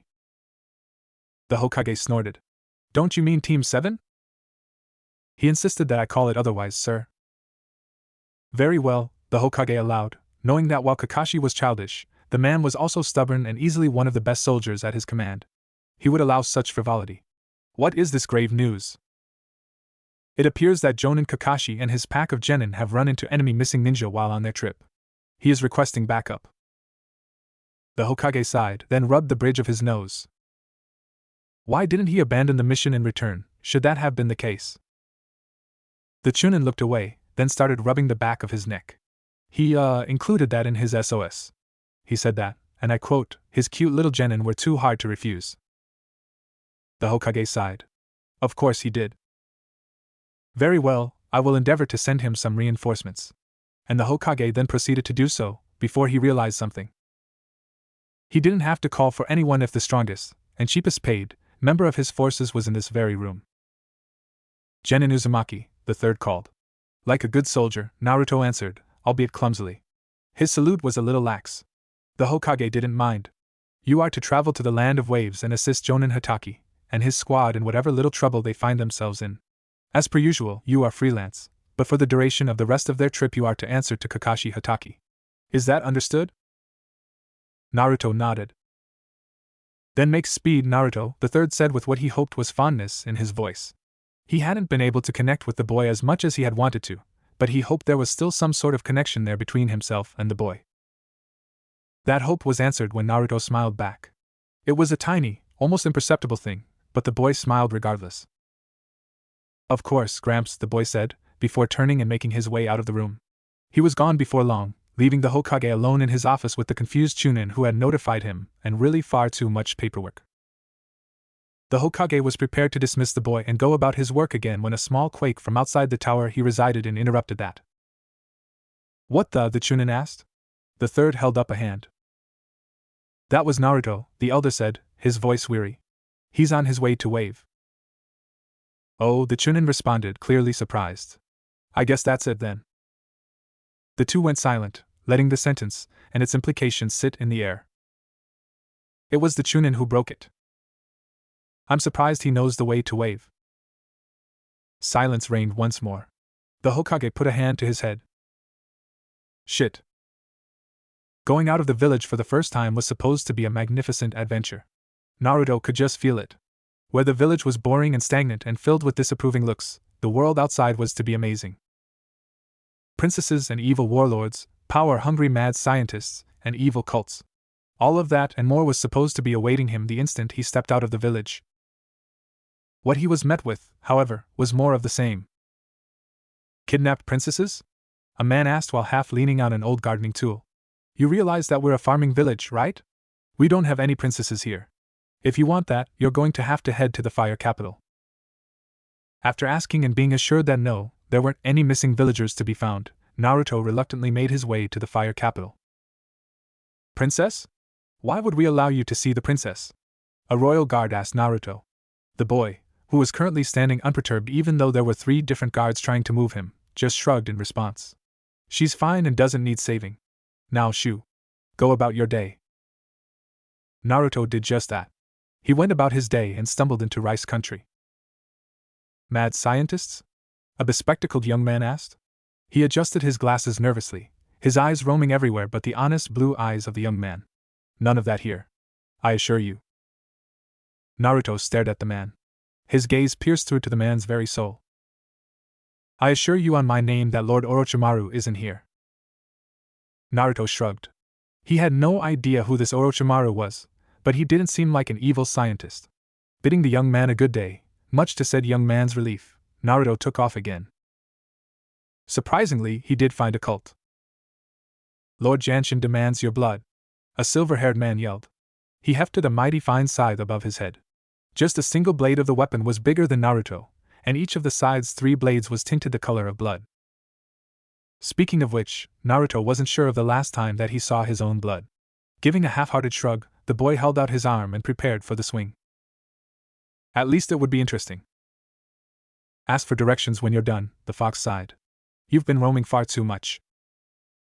Naruto snorted. He wasn't roaming, he was just hitting up places on his way to Wave. Wherever Wave was. Sasuke cursed, or tried to, as he ducked under yet another volley of ice needles. Scarlet eyes darted around the battlefield, trying to take in everything they could, before their owner reacted. New to the Sharingan, Sasuke was quickly realizing that he wasn't nearly fast enough to react to the things that he could see. And that was a problem. Stand still, you freak! Sasuke yelled. With practiced ease, the raven-haired boy pulled a knife out of a holster on his leg. With a twirl, he swiped upwards, deflecting several ice shards that were aimed for him. That would appear unwise, his opponent answered. The masked boy, or girl as they were wearing a kimono, then slunk back into a floating mirror of ice.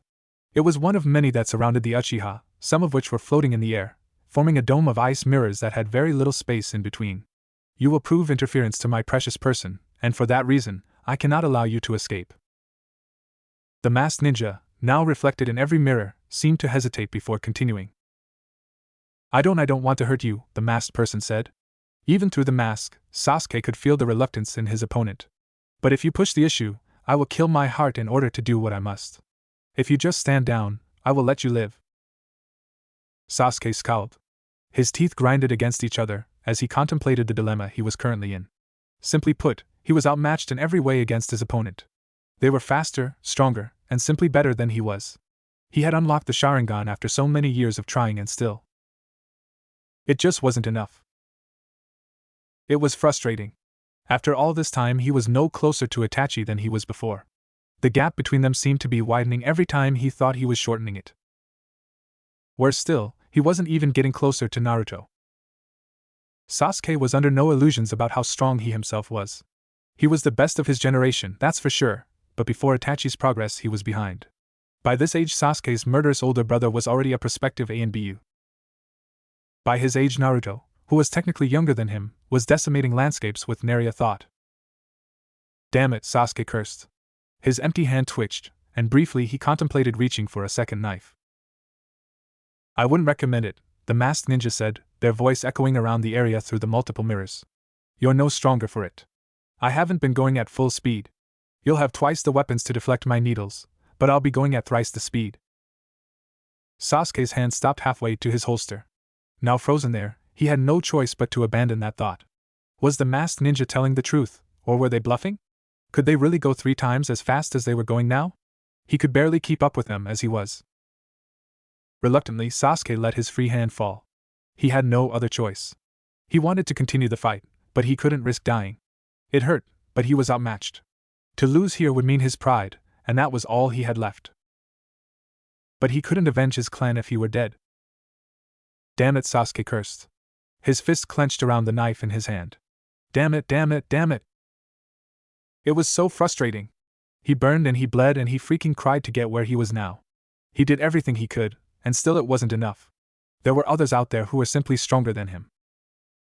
Some of those people were his own age. If only he was stronger. If only he were faster. This masked ninja would be a piece of cake if he had been faster. Was he not training hard enough? Was that it? That had to be it. Before, his goal of revenge was enough to keep him going. But he hadn't seen Itachi in years. His rage was still burning, but it was muted now. Colder. Some far-off dream that could be accomplished whenever. No, Sasuke remembered when he trained his heart out. Sasuke remembered when he had a tangible rival egging him on from beside him. Kiba Inuzuka was crass, and a bit of a jerk, but he always pushed himself to keep up with Sasuke. Whether it was out of sheer stubbornness or a desire to prove himself, Kiba was a worthy rival that Sasuke had to work to keep ahead of. Sasuke remembered when he had support of someone whose opinion mattered. Ino Yamanaka was a worthy ninja. She wasn't physically as strong as he or Kiba, but where she lacked in power, she made up in skill. And she fawned over him. Sure, she did it with a scathing tongue and condescending eyes, but that was what he needed. Acceptance without blind adoration. Sasuke remembered the pillar that showed him what was possible. Naruto was a bastion of hope for the young Uchiha. He was power incarnate. He was silent acceptance. He was an enduring rival to pursue. They were all friends. They were all taken away from him as he was put on a team with the silent boy and the pink-haired one. Damn it, Sasuke cursed again, his prized eyes closing in an attempt to stave off his frustration. Damn it all. Where are you guys when I need you? If only he had them. I can't get what I want like this. Is this as far as I go? If only he were stronger. Damn it, where are you guys? If only he were faster. Damn it, Sasuke choked out. Where are you, Naruto? This was where Sasuke had decided. Dying here was better than never being able to face his brother. He would die anyway with his lackluster skills, so why not go out with the one thing he had left? His pride on his sleeve, Sasuke reached for his second knife anyway, spinning all the while to attempt to keep an eye on his opponent. You fool, the masked ninja hissed. They darted from mirror to mirror, throwing ice needles while they moved at supersonic speeds. Sasuke managed to deflect some, but quite a few embedded themselves in the boy's skin before he even retrieved his second weapon. You will die here, the masked ninja hissed. Each of the reflections raised a hand, revealing a fist full of needles. Perhaps, Sasuke responded, a bloody smirk on his face. But at least I died with honor. Is that it? Is your honor worth your life? The masked ninja sounded genuinely confused. It made Sasuke smile all the harder. For me? Sasuke asked. Definitely. Pride is all a man has, after all. Sasuke then smirked even harder somehow. But at least I know you're definitely a woman now. This seemed to bristle the masked ninja. 2 needles dug into Sasuke's knees before he could even react, felling Sasuke to the ground. What? I told you, the masked ninja said. I wasn't even going at a third of my speed. The masked ninja looked away. It was weird as the action was reflected in each mirror. Though it is regrettable, I am going to have to take you out. Please forgive me. This time, Sasuke could see them. Needles seemed to pour out of the mirrors. Unlike before, however, where they came out one at a time at extremely fast speeds. This time they seemed to come from all around him, all at once. Sasuke closed his eyes. There was no deflecting this. Kakashi grunted. He was forced back by Zabuza once more. Where Kakashi had technique and skill galore, the man in front of him was pure strength. Zabuza's sword, which was little more than an oversized cleaver, had been embedded in the stone bridge nearly halfway. Kakashi was a tall man. The sword was nearly his height. It was buried halfway into the stone bridge. Cowardice doesn't befit your name, copy ninja. Zabuza heft the sword out of the stone with one hand. He let it rest on his shoulder. Come, fight me. Kakashi scoffed. Like that was going to happen. Deep in this mist was where the rogue ninja excelled. He wasn't fighting on even ground with Zabuza so long as he was in it. Are you not coming to me? The man asked. Very well. Then I will come to you. With that, Zabuza, cloaked in all black with bandages covering his face, slowly retreated to the far end of the bridge. The mist engulfed him, and soon he was out of sight. Kakashi wasted no time. A second knife was in his hands in less than a second, and his one Sharingan darted over what limited area he could see. Heart, lungs, kidneys, Zabuza whispered from the mist. His gruff voice echoed out from just beyond sight in every direction. There are so many vital places that I could cut. How would you prefer to die today, copy ninja? Kakashi very much preferred not to die.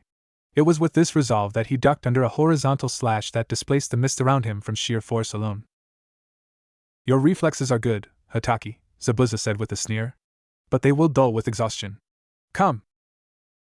Kakashi grunted as he raised both of his knives. They stopped the man's cleaver just short of hitting him, but only barely. Zabuza smiled.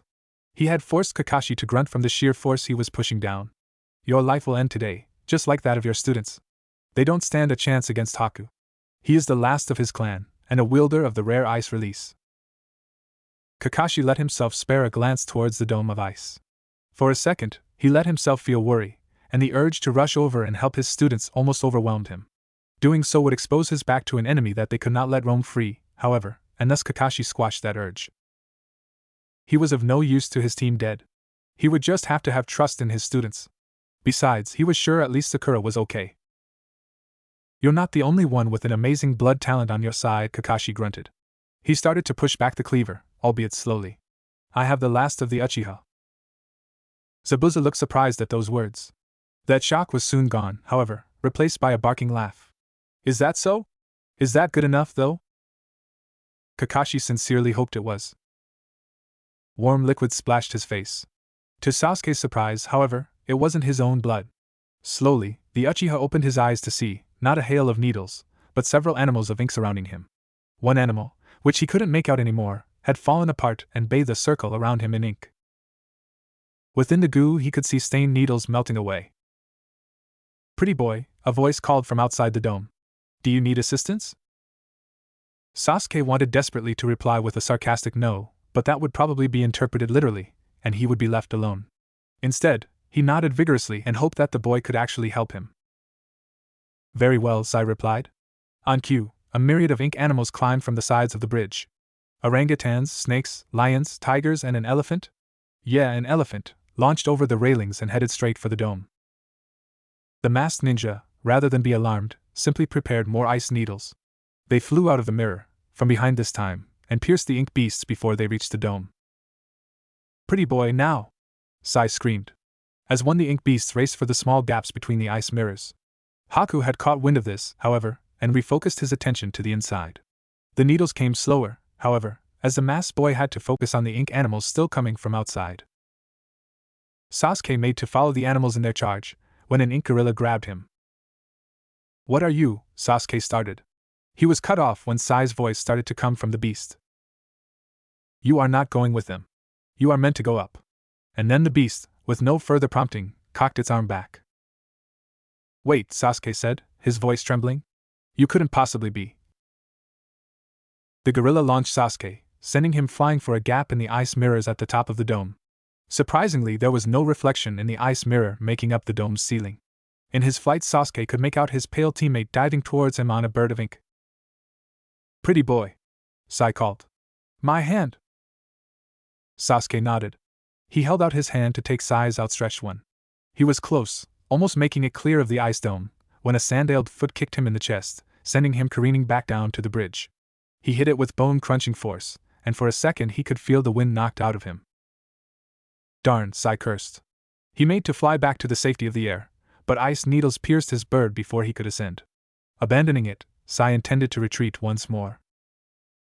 Then a water bullet shot him out of the air. He fell, twisting in midair, before clipping an ice mirror and falling into the dome. Unlike Sasuke, Sai was able to land on his feet. Much like Sasuke, however, the boy was injured to the point he could barely move. As Sasuke grunted. He had managed to push himself to his hands and knees, but not much further. Can you do that again? The ink things? Sai shook his head. It took me far too long to get even that many done. Why do you think I couldn't help you before? Sai then frowned. Still, as it stands, I barely have any chakra left. We're stuck. Sasuke cursed. With visible struggle, he forced himself back to his feet. With another knife in his hand, he attempted to ready himself, but failed to do so. You're dead on your feet, Uchiha, the masked person said. Once more did he have a volley of ice needles holstered in his fist. I can see you swaying. Give up now. I will let you live. Maybe we should take his advice, Sai whispered. Sasuke pushed the boy away. The action nearly cost him his balance, but it was worth it. No, Sasuke grunted. I will not give up now. I refuse to lose before I'm standing before that man again. The masked boy, in each of the mirrors, seemed to sag. It was obvious, the disappointment reflected across the many mirrors. If that is how you choose to proceed, then you cannot begrudge me on how I choose to proceed. I will kill my heart and with it you. The masked boy Haku readied his projectiles. Please forgive me in the pure world. Sasuke once again closed his eyes. Sai didn't. You realize that I'm not exactly with him, correct? I am fine with giving up to live another day. Whether or not Sai was heard was inconsequential. Haku released his ice needles at the both of them. The projectiles, deadly and precise and sharp, sailed straight and true for the two downed ninjas. Sasuke had accepted his death. It was really too fortunate that another didn't. Sakura heard her voice before she registered that she was screaming. It was an unconscious action, born of concern and fear for her teammates. The ice needles closed in fast around them, packed so thick that they were an almost wall of white. They would pierce and skewer their boys without fail, leaving them bloody and bruised and surely dead. Then, far off, a shockwave shook the bridge. It was a clap that threw even her off her feet. Behind her, the person her team was meant to protect, a bridge builder by the name of Tazuna, cried in alarm as he held onto his bridge's railing. Then, like a divine breath of the gods, a gale swept over the bridge. It pushed away first the mist, then the hail of needles. The ice mirrors attempted to hold their form, but even they were blown away from the gale's unstoppable onslaught. The bridge, now clear of smog, showed all of its occupants.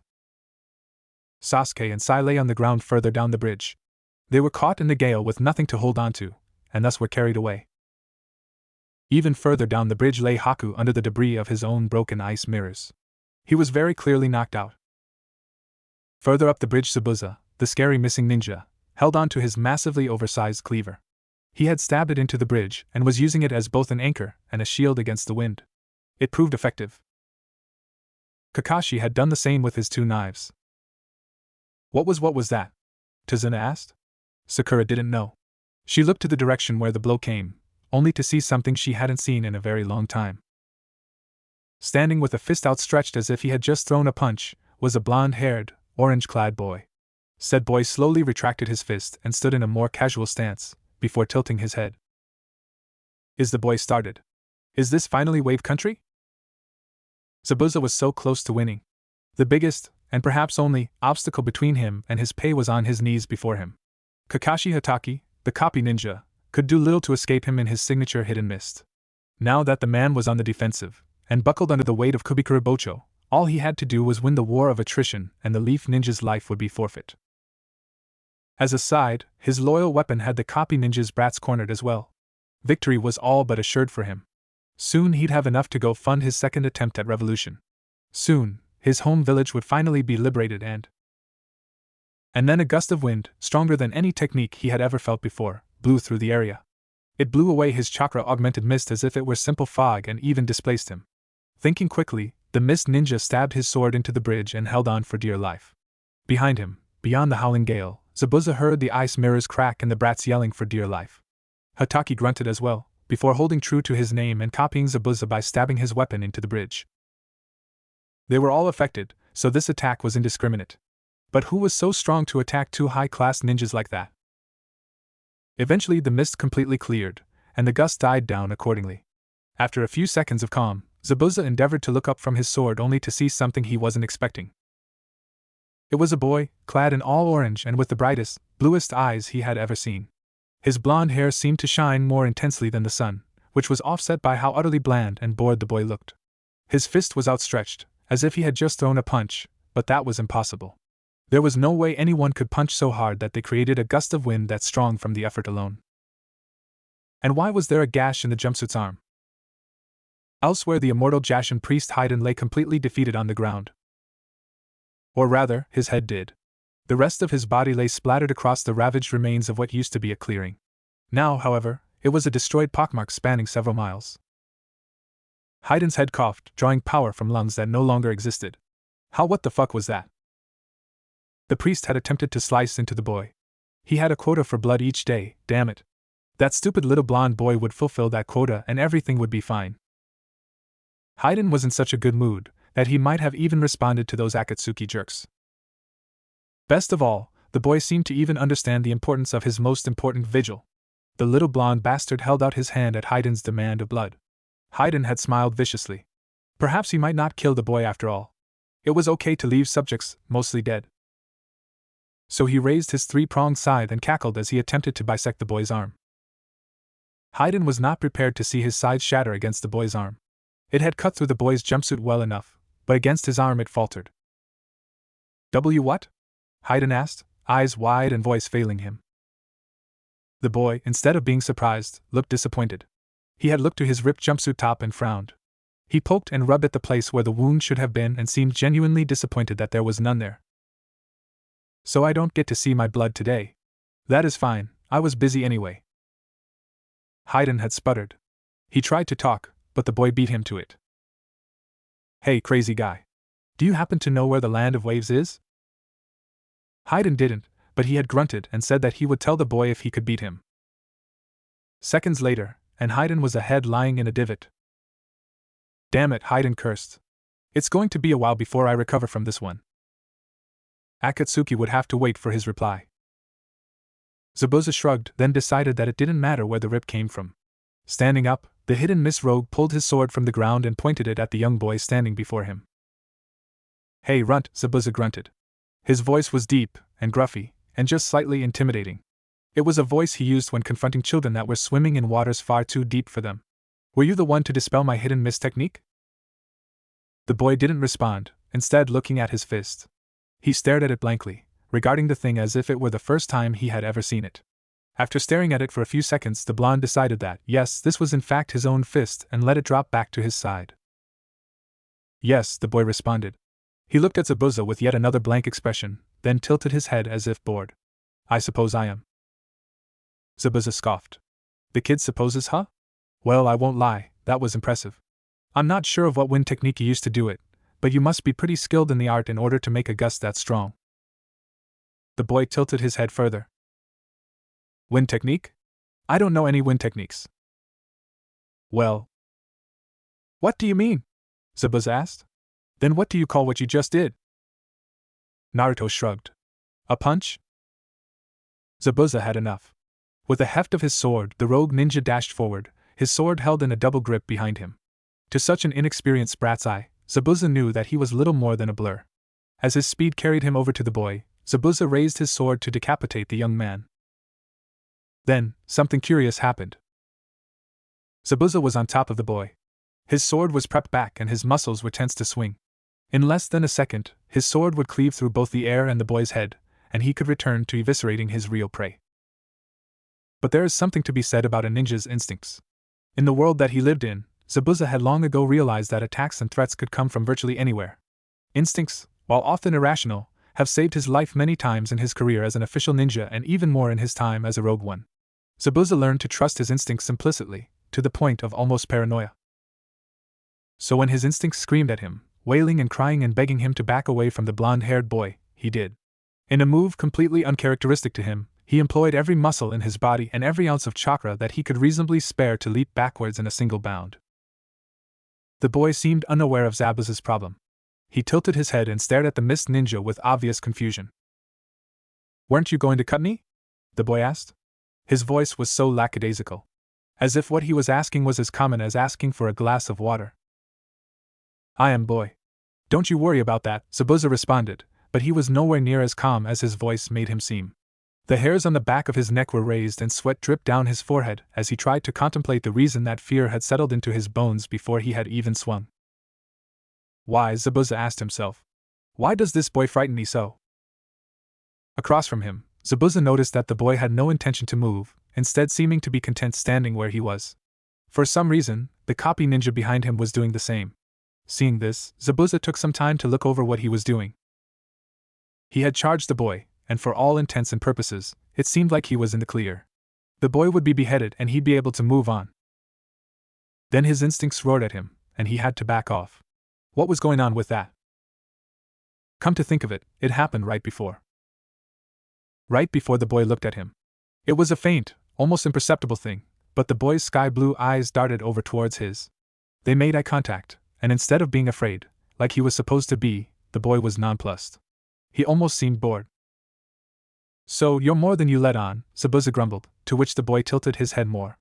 It was concerning how horizontal his head was. I'm just me. I'm Naruto. Zabuza's eye twitched. I'm going to kill you, brat. Naruto shrugged. Zabuza responded by bringing his unburdened hand into a hand seal. Hidden miss technique. Kakashi stared at the rogue ninja, his Sharingan eye spinning as he took in the scene before him. Zabuza, the man that he himself was having so much trouble with, had retreated so violently from the boy's reaction. While it may have taken the mist ninja a second to realize what had happened, Kakashi and his increased perception had seen the truth immediately. Somehow Naruto had seen the man approach. Zabuza was by no means a particularly fast opponent, but he certainly wasn't a slouch. Even to him Zabuza was almost a blur as he darted across the bridge to get the jump on the blonde powerhouse. And Naruto, the little enigma, had his eyes on the man the entire time. His blue orbs tracked the man as he darted back and forth across the bridge. He seemed to not care as Zabuza blurred behind him, but then, at the last second, turned to stare at the mist ninja as he brought his giant cleaver down. Naruto had looked bored. As if the entire thing was beneath him. It wasn't even a false bravado, brought upon by shock, that he had seen in so many green ninjas before. This was a genuine disinterest. Naruto looked at the attack and had genuinely seen it as ultimately harmless. So he didn't move. Sure enough, Zabuza had done it for him. So Naruto was fine. Kakashi was unsure as to the power of the child, as he was rather elusive in the village, but apparently there was nothing for him to worry about. Kakashi turned and regarded his students.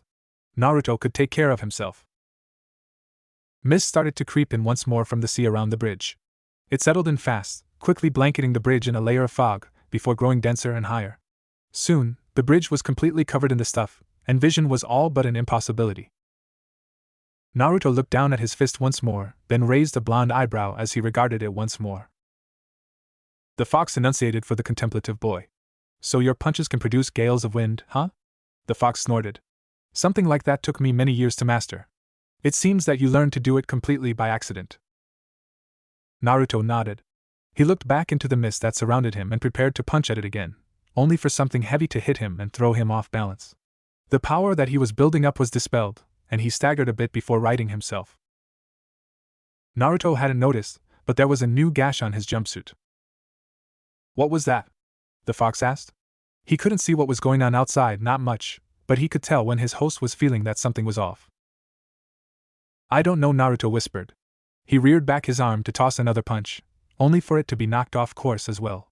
This time the energy hadn't fully dispersed, however, and the aftershock of the attack pulsed into the bridge, cracking the stone. The scattered shards spread far, one such piece piercing the mist and bouncing off of something that was nearly invisible inside of it. The nearly invisible thing had a gasp of pain, and Naruto raised an eyebrow. Interesting, Naruto muttered. He reared back his fist once more, and when the invisible blur came in to intercept the attack, he let it knock his attack off course. Prepared this time, Naruto let his attack hit the bridge. The force of the punch shattered the stone, and sent the entire bridge groaning. The stone splintered and broke off once more. This time many more stone shards scattered in every direction, and the invisible blur was battered by the impromptu attack. Zabuza, his concentration broken, cursed as his invisibility within the mist faded. Naruto wasted no time upon seeing him, and cocked his fist back. We can't afford to beat around the bush with this one, the fox muttered. He intends to wear you down. While I am not sure exactly how possible that is, I'd rather not find out. Red chakra bubbled around Naruto's arm, eventually coming to coalesce around his fist. The red chakra shifted and squirmed around the boy's fist, swirling and whirring and becoming very dangerous. Come now, Naruto. Naruto, his punch unknowingly augmented by the fox's powers, threw his attack with a minimum amount of effort. The attack flew, and while Naruto's actual punch didn't go very far, the effects of it did. The mist parted under the titanic force of the punch. The ground was cleaved as a fissure was blown into the ground. Trees were uprooted, their roots torn from the ground and left flying in the chaotic windstorm of the displaced air. The sea, not particularly hit by the attack, parted from the ambient force of the blow. And at the center of it all, Zabuza's broken body fell to the ground, only barely saved from total annihilation by the now broken Kubikurubocho. We have work to do. Serious punch. Kakashi stared in abject terror at the scene before him. He had turned his back for not a minute before the mist started seeping in again. At first, the one-eyed ninja thought that the natural mist of the land had started to creep back in, but then the fog started to thicken, and before he could do anything the visibility on the bridge was back to near nothingness. Shit, Kakashi cursed. He was now mentally kicking himself for allowing the newly minted genin to face off against an almost legendary ninja. Sure, Naruto was almost stronger than Guy, but that didn't mean anything. He was still green. He was still just a chiel. Sakura, for the second time in about as many minutes, was forced to her knees. The shockwave from the side of the bridge where Naruto and Zabuza were fighting, well, it exploded. It quite literally exploded as the mist was blown away for a second time. That wasn't the only thing blown away, however. A fissure in the ground, small where it started but expanding exponentially outwards from there, went several miles out into the woods. For quite a bit outwards from there, the carnage left debris and desolation everywhere.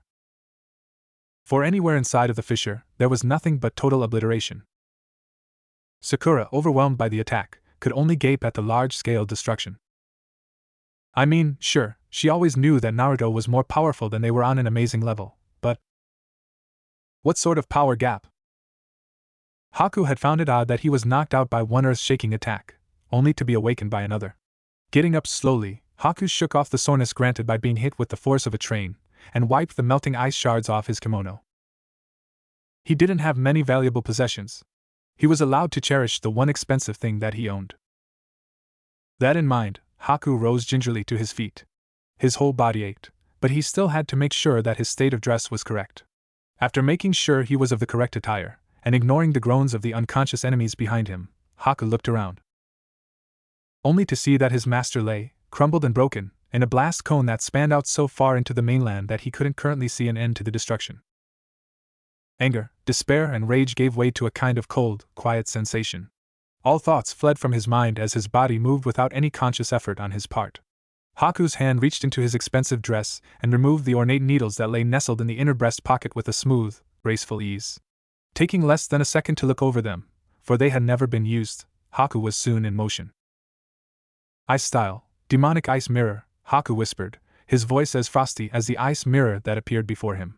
It was half-formed, and even then melting in places, but it was good enough for his purposes. The masked ninja took a single, sure step inside of it, and then aimed himself at the person standing at the apex of the blast. At the odd, blonde-haired, orange-wearing boy. The man that was fighting her master, the copy ninja if Haku remembered correctly, saw what he was doing and tried to stop him. The man deserved his renown, because he actually made it pretty far before Haku went flying out of his ice mirror. No matter how fast the Jonin was, however, meant little once Haku got moving. As soon as Haku stepped out of his mirror, time seemed to slow down. The world tinted itself blue, and it was like life itself was frozen. The copy ninja, his hand outstretched and single red eye opened wide, seemed to freeze in midair as he reached for Haku's mirror. Haku was far past his position now. The pink-haired girl, the useless one, seemed startled by her master's outburst. She was slower on the uptake though, and only managed to turn partway to see what was going on. Haku was past her as well, frozen in a state of confusion as she was. Haku noted that their target, the bridge builder Tazuna, was frozen in time as well without a single means of protection. He could kill him right now, and no one would be the wiser. The needles in his hand were for a specific person, however, so he let free one made of ice. As soon as it left his hand, however, it too slowed to a crawl. It would reach its target eventually. Finally, Haku zoned in on the object of his newly established hatred. The blonde fool, so simple and stupid and foolish, just stood there, fist outstretched, as if what he had just done wasn't the highest form of crime.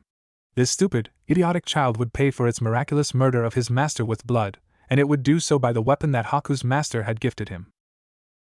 With a swing of his arm, Haku swung the needles clenched between his fingers towards the neck of the soon-to-be-dead blonde. The very first lesson that Master Zabuza had taught him was that no one, bar none, had a strong neck when they were unguarded. This child would be the same. The needles, sharp and ornate with engravings of dragons and lions, inched their way closer and closer to the boy's neck. Haku could almost taste his victory. Then something peculiar happened. Haku, the last member of the Yuki clan, got his speed from judicious use of his bloodline limit. Using his ice, Haku was able to almost freeze time and move at ridiculous speeds. While like this, Haku's perception of the world around him was special, and he saw everything as if it were frozen in his ice. Birds seemed to be stuck in midair on their flight, dew would be eternally falling from the petals of a flower, and even the mist from his master's technique would be suspended in place.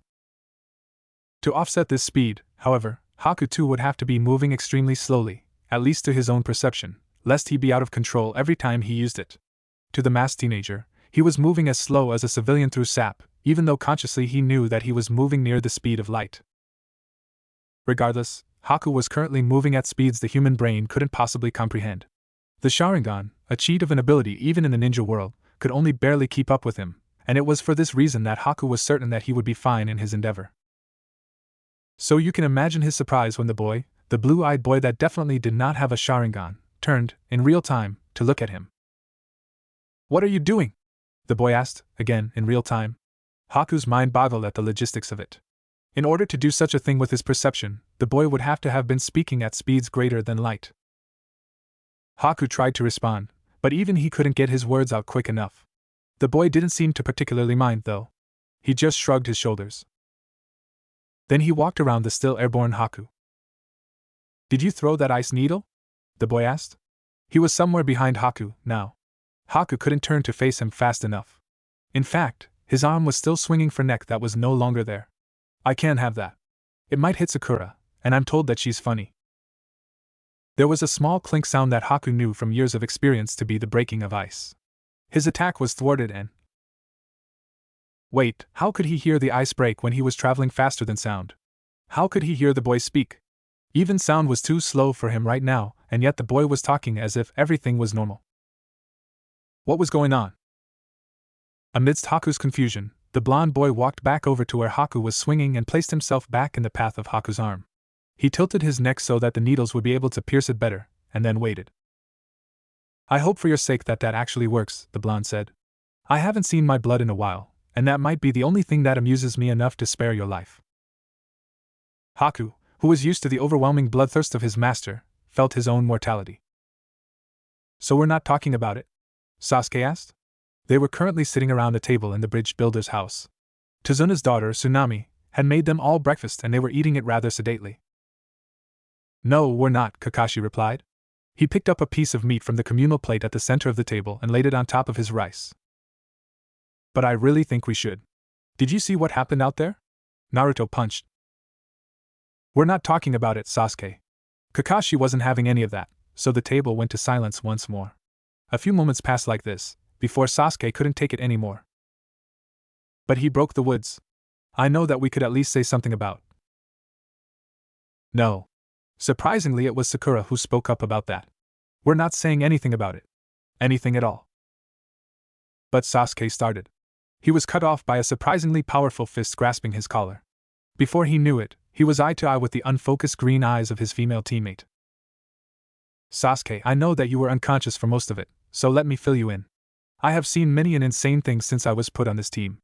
I have seen a man eat with a mask on and everyone looking at him, yet no one seeing his face." Kakashi grunted. Infuriatingly, his food was finished. "I have seen a boy somehow display every single innate, human emotion incorrectly." Sai smiled. Something about it was off. No one could tell what, though, and that was the problem. "I have seen someone prettier than I am be male." Haku, who was tied up in a corner of the house, grunted. "Boys can be pretty too." Sakura shot him a withering glare. The boy shut up.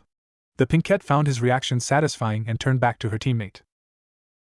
"I have seen many a mind-boggling thing, and yet I had still come out saying, what happened on that bridge today breaks even my suspension of disbelief, and as such, I need some time to cope. You will give me that, or so help me, I will make you wish that you were in that crater when it exploded." Sasuke, smartly, shut up once more, and the room devolved back into silence once again. There was a scream of pain outside. "Can you guys just tell me why we're letting Naruto deal with Gato and his men then?" Sasuke asked. There was a collective shrug, and it was actually the bridge builder's grandson, a boy by the name of Inari, who responded. "Well, we were prepared to fight them, me and the other townsfolk, but your friend just got this look on his face when he saw them and ran off. He said something about finally finding bandits and real adventure and barreled right into them." Inari then looked down at his food. He picked at it a bit before continuing. "After seeing the blast area, none of us had it in us to stop him." There was another scream outside.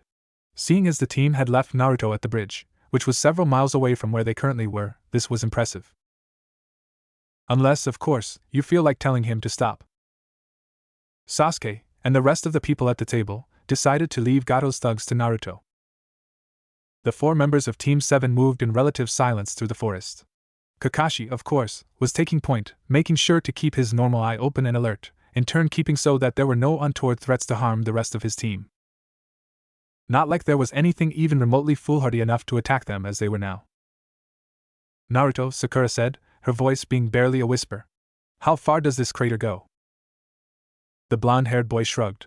He shifted the package he had on his back, before keeping pace. Sakura, long used to the quiet boy by now, nodded her head. She stared ahead, keeping her green eyes on the horizon. I'm not going to question it. I'm just going to walk, and I refuse to do anything else until I get home and have a long nap. The group then continued to walk in silence, all while skirting along the edge of the crater that Naruto had made in his fight with Zabuza. It coincidentally ran along most of their path back to the Hidden Leaf Village. Behind Kakashi was Naruto, walking without a care in the world.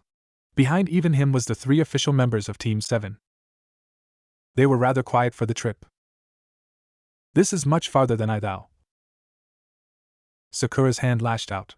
She held a finger to Sasuke's lips and prevented him from talking. I am walking, Sasuke. I refuse to do anything else until I get home and have a long nap. Sasuke nodded. It wasn't long until Team 7 returned to the village. Getting through the gates was somewhat harder, what with Naruto's package, but overall the process was simple.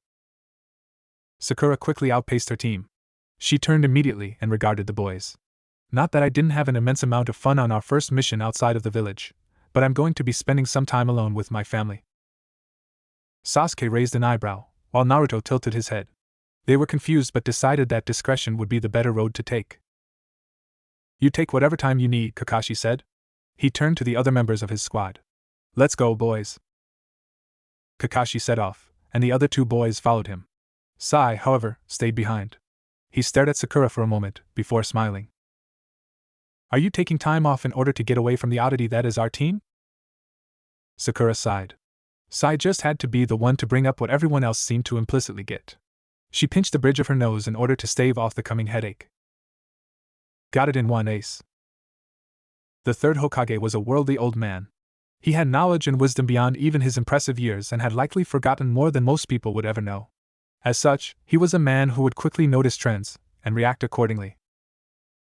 A trend that he had recently noticed was that Naruto tended to do things that would boggle minds. Naruto, the Hokage started. His question was on the tip of his tongue, but one look at the blonde's blank face told him all that he needed to know on how that question was going to be answered. Instead, he directed the question to another. Kakashi, why is there a young man tied up and strapped to Naruto's back?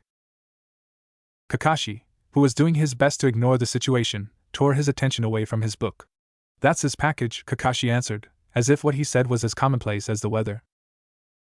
And why does he have such a package? The Hokage asked. Kakashi shrugged. This time he did not look away from the book. He said that he wanted it. I couldn't find it in me to say no. The Hokage was at a loss for words. You were his Jonin commander. You had operational authority.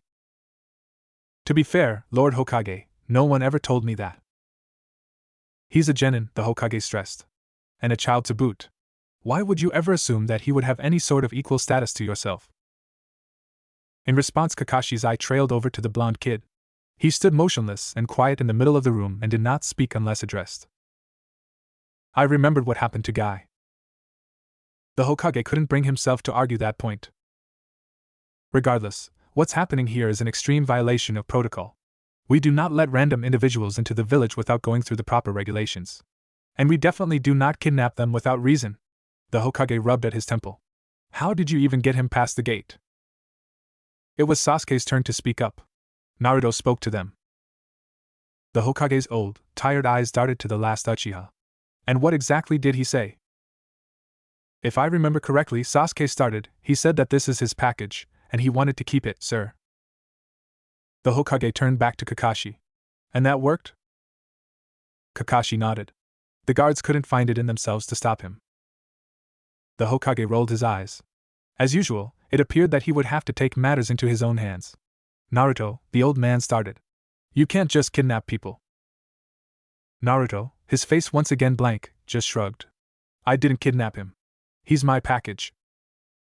Haku, tied and gagged on the blonde's back, tried to talk, but the bandages in his mouth made that a difficult endeavor. The 3rd Hokage just sighed. You can't make random people into your package. That's very frowned upon. Naruto tilted his head. But why? He tried to kill me, so he's an enemy. He what now? Haku was an enemy ninja. The Hokage turned on Kakashi. You let him bring an enemy shinobi into the village? Kakashi, finally fed up with the questioning, closed his book. If you can take the boy from him, then by all means, punish me. The Hokage looked back at Naruto. The blonde was clutching the enemy shinobi to his chest now, almost like a teddy bear. Said enemy shinobi looked only a little perturbed. The Hokage sighed. I'll summon Guy. Sasuke rubbed his eyes as he exited the Hokage tower. Faintly, in the distance, he could hear the cries of youth as Guy tried to overcome the monster that was Uzumaki Naruto. Come, young Naruto. I have been training hard for our rematch. Gate of Wonder, open! Sasuke braced himself as an earthquake bled through the local area. A supersonic boom then rang out, signaling the clash between the green beast and Naruto. The two were likely far away, but even now Sasuke could imagine Naruto's face. The boy would be bored, incredibly so, as he humored one of the few people to ever even slightly push him. With a sigh, Sasuke returned to his feet and set off to his home. Ever since the massacre of his clan by his now estranged brother, he was living in an apartment complex. I was useless, the last Uchiha grumbled. His fists clenched at his sides, and he could already feel his nails making indents in his palms. I thought that I was getting stronger, but I'm not. That package made me look stupid. He made me look weak. Sasuke then looked up. In the air, over the skies of the Hidden Leaf Village, shockwaves rang out from invisible clashes. Naruto and Guy were moving too fast to see. Sasuke squinted, then activated his Sharingan, only to be able to see the barest of blurs. They're so fast. Sasuke gaped. Directly above him, Naruto and Guy exchanged a particularly strong blow, and the two recoiled from the force of their strikes. Stuck midair from the momentum, Sasuke could now see the unapologetic grin on Guy's face as he reveled in the action. Young Naruto, our honorable Lord Hokage has asked me to bring you in, and I shall, Guy yelled. Even though he was so very far above the kingdom, his voice was loud enough to be heard throughout. Naruto didn't respond. He adjusted a very much unconscious Haku on his back, before repositioning himself. Once they had recovered, the two superhumans kicked the air and were little more than blurs once more. Sasuke clenched his teeth. This was the level of power he needed to reach, at a minimum, in order to avenge his clan. With a deep breath, the young Uchiha deactivated his Sharingan. He needed to be better, and he had an idea where he would need to start. Honey, are you alright? Sakura's mom, Mabuki, asked. Her daughter had returned home not 5 hours ago, and all she had done since then was lie her head down on the kitchen counter. I'm fine, Mom, Sakura answered. Her voice was muffled by both her arms and the wood of the counter. I just have a really, really bad headache. Mabuki hummed. Turning her attention back to the dishes, she attempted to finish the house chores. Sakura wasn't around to do them anymore now that she was busy with ninja stuff. Mabuki knew nothing about it, so she decided to let Sakura rest. That she was resting for so long was worrying. Are you sure that it's just a headache, dear? Mabuki had had some terrible headaches in her days. They were especially horrible around certain times of the month. Nothing was this serious, though. Sakura hadn't even said a word until just now. Her daughter sighed. Finally, she lifted her head from the table to stare at her mom. Mabuki almost gasped when she saw her daughter's eyes. The normally vibrant green orbs were blank, almost desolate. Mom, what's the oddest thing that you have ever seen? Mabuki wanted to respond with the fact that her daughter had naturally bright pink hair despite the fact that neither her nor her husband did, but decided not to. Sakura continued anyway. Have you ever seen someone punch a fissure into the ground? Mabuki hesitated. That wasn't something that was normal. The things that ninjas did or could do was certainly never normal. I'm pretty sure that Mistress Tsunade of the Sannin could do such a thing. No, Sakura said, her head hurting all the more for reliving the event. Not punching the ground. He didn't do that. He punched at the air, and the force behind it was so strong that the ground was affected. Have you ever seen that? Mabuki, the smart and scientifically gifted woman that she was, frowned. That's impossible, dear. The logic behind how much force that would need is staggering.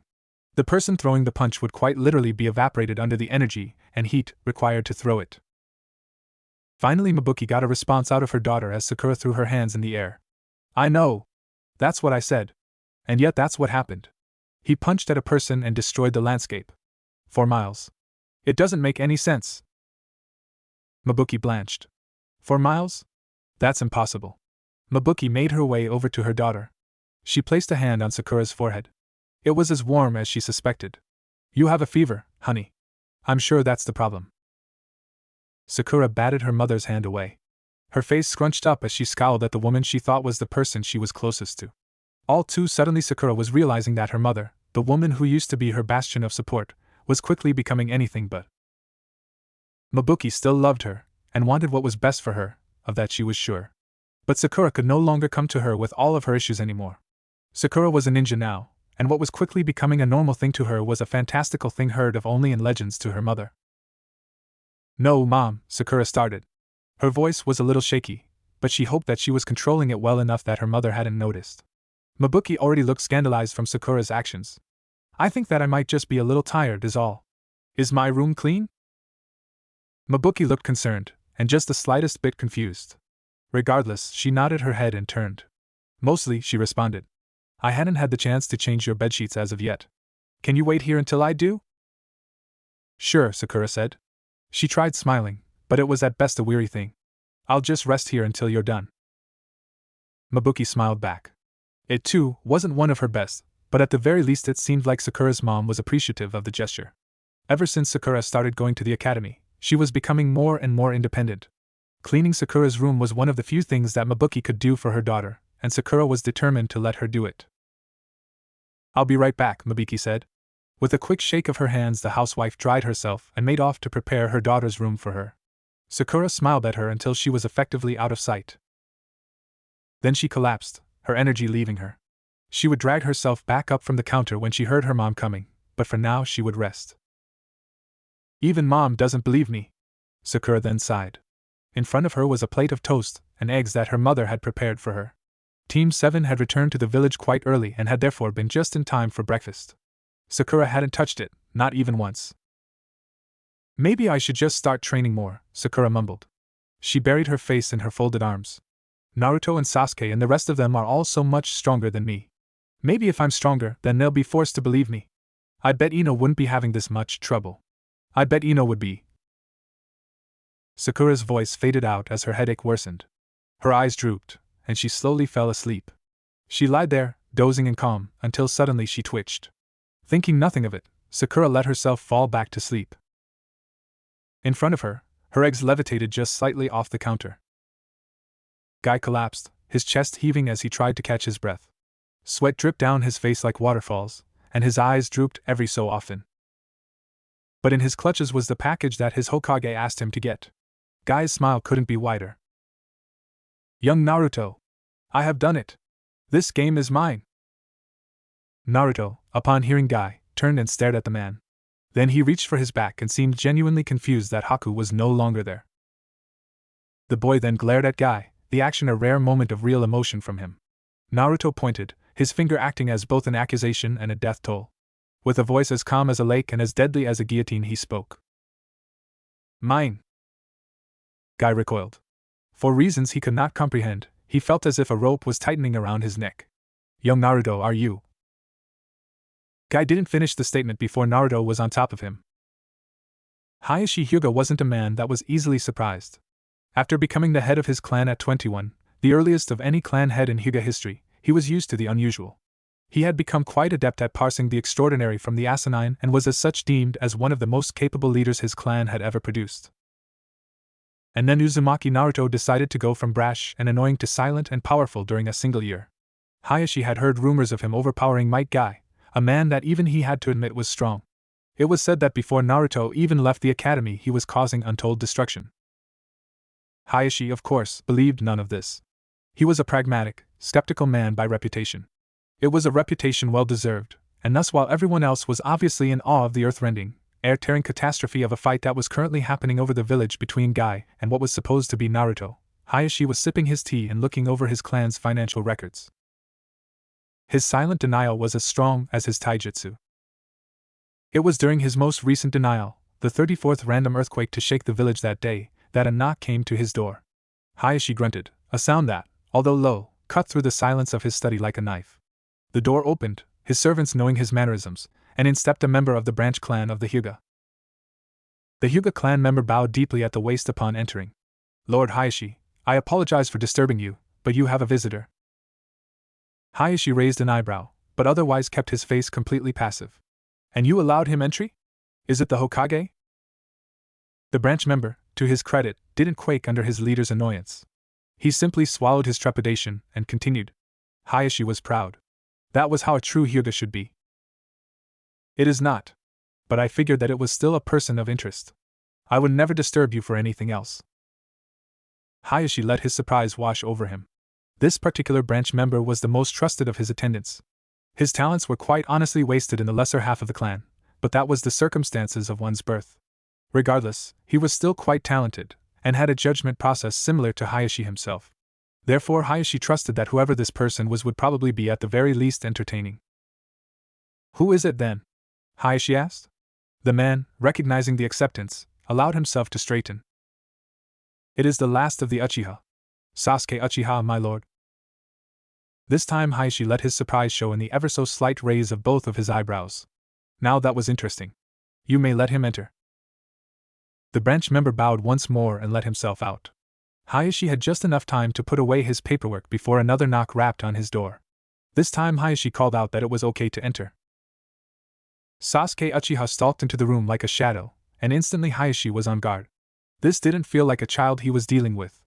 This felt like a seasoned politician. His eyes were sharp, too sharp, and Hayashi knew that he was a man on a mission. Sasuke sat at Hayashi's table opposite him. There was no pomp or ceremony in his actions, only a calm efficiency. Lord Hyuga, the boy said. 2 simple words, and yet so calculated. The boy was letting Hayashi, as was correct as he was in the Hyuga's house, start the conversation. Uchiha, Hayashi responded, acknowledging the boy before him. Well, he shouldn't refer to him as a boy. He was a ninja now, despite being the lowest tier. The boy was expected to be able to kill, and thus was an adult. What brings you to my residence? The young man seemed to be contemplating what to say, but Hayashi had to give him props for not breaking eye contact. The silence stretched on for a couple seconds more, Hayashi calmly weathering the social faux pas. Just before it reached a critical point, however, another freak earthquake rumbled through the village. Hayashi calmly ignored it with another sip of tea. The Uchiha did not. There, that Sasuke said. He pointed up, towards the ceiling, but Hayashi knew that he was referring to what was happening outside. Currently my teammate is outside fighting off one of the strongest people I have ever seen. Your teammate? Hayashi asked. It was common knowledge who inherited the very cursed role of the new Team 7. On one hand Hayashi was upset because Team 7's notorious reputation as being bad luck made it hard to play coy. On another hand Hayashi was happy that he was one more generation away from the bad luck that being on that team afforded. Being Minato's teammate was never a boring time. It was also rarely a painless time. The look on the young Uchiha's face made it clear that he was annoyed at Hayashi's game. Regardless, he barely let that irritation show on his face. Instead he huffed and continued as if he believed Hayashi's words. Naruto Uzumaki. He's above the village fighting guy. It was around now that the branch attendant returned. In his hands he held a silver platter with an ornate tea set perched on top. Hayashi noticed that it wasn't quite the tea set they brought out when important guests, such as Fire Country nobility, visited, but it still wasn't the worst of what they had. That the attendant even deigned to bring any spoke volumes. Maybe this was more important than he thought. Sasuke accepted the tea in stride, and sipped quietly while the branch member refilled Hayashi's cup. They let the silence reign while they enjoyed the tea. After a few minutes Hayashi decided to continue the conversation. Yes, I have heard that guy has moved on to combating a certain ninja. What does that have to do with the nature of your visit, if I may ask? Sasuke placed his teacup, emptied but not drained, on the associated platter. Do you know the nature of our previous mission? Hayashi shook his head. No, I wouldn't know the nature of a random genin team's mission. Hayashi knew exactly what happened on that mission. Team 7's first mission out of the village was almost always a point of discussion. Hayashi remembered his first mission out of the village. The less could be said about it the better. Sasuke continued on, ignoring the look on Hayashi's face. It was one of extreme discomfort. We came across the demon of the hidden mist. Zabuza Momochi was our enemy. And quite a formidable enemy indeed. Hayashi was uncertain of even his own ability to overcome such an opponent. With practiced grace, Hayashi turned to sip from his tea once more. Incredible. Seeing as how you're here, I can assume that you all overcame him? Kakashi has proven his ability once mo. Kakashi wasn't the one to beat him. It was Naruto. Hayashi glided over that comment like a professional ice skater. And you managed to defeat his apprentice, no? Sasuke's eyes narrowed.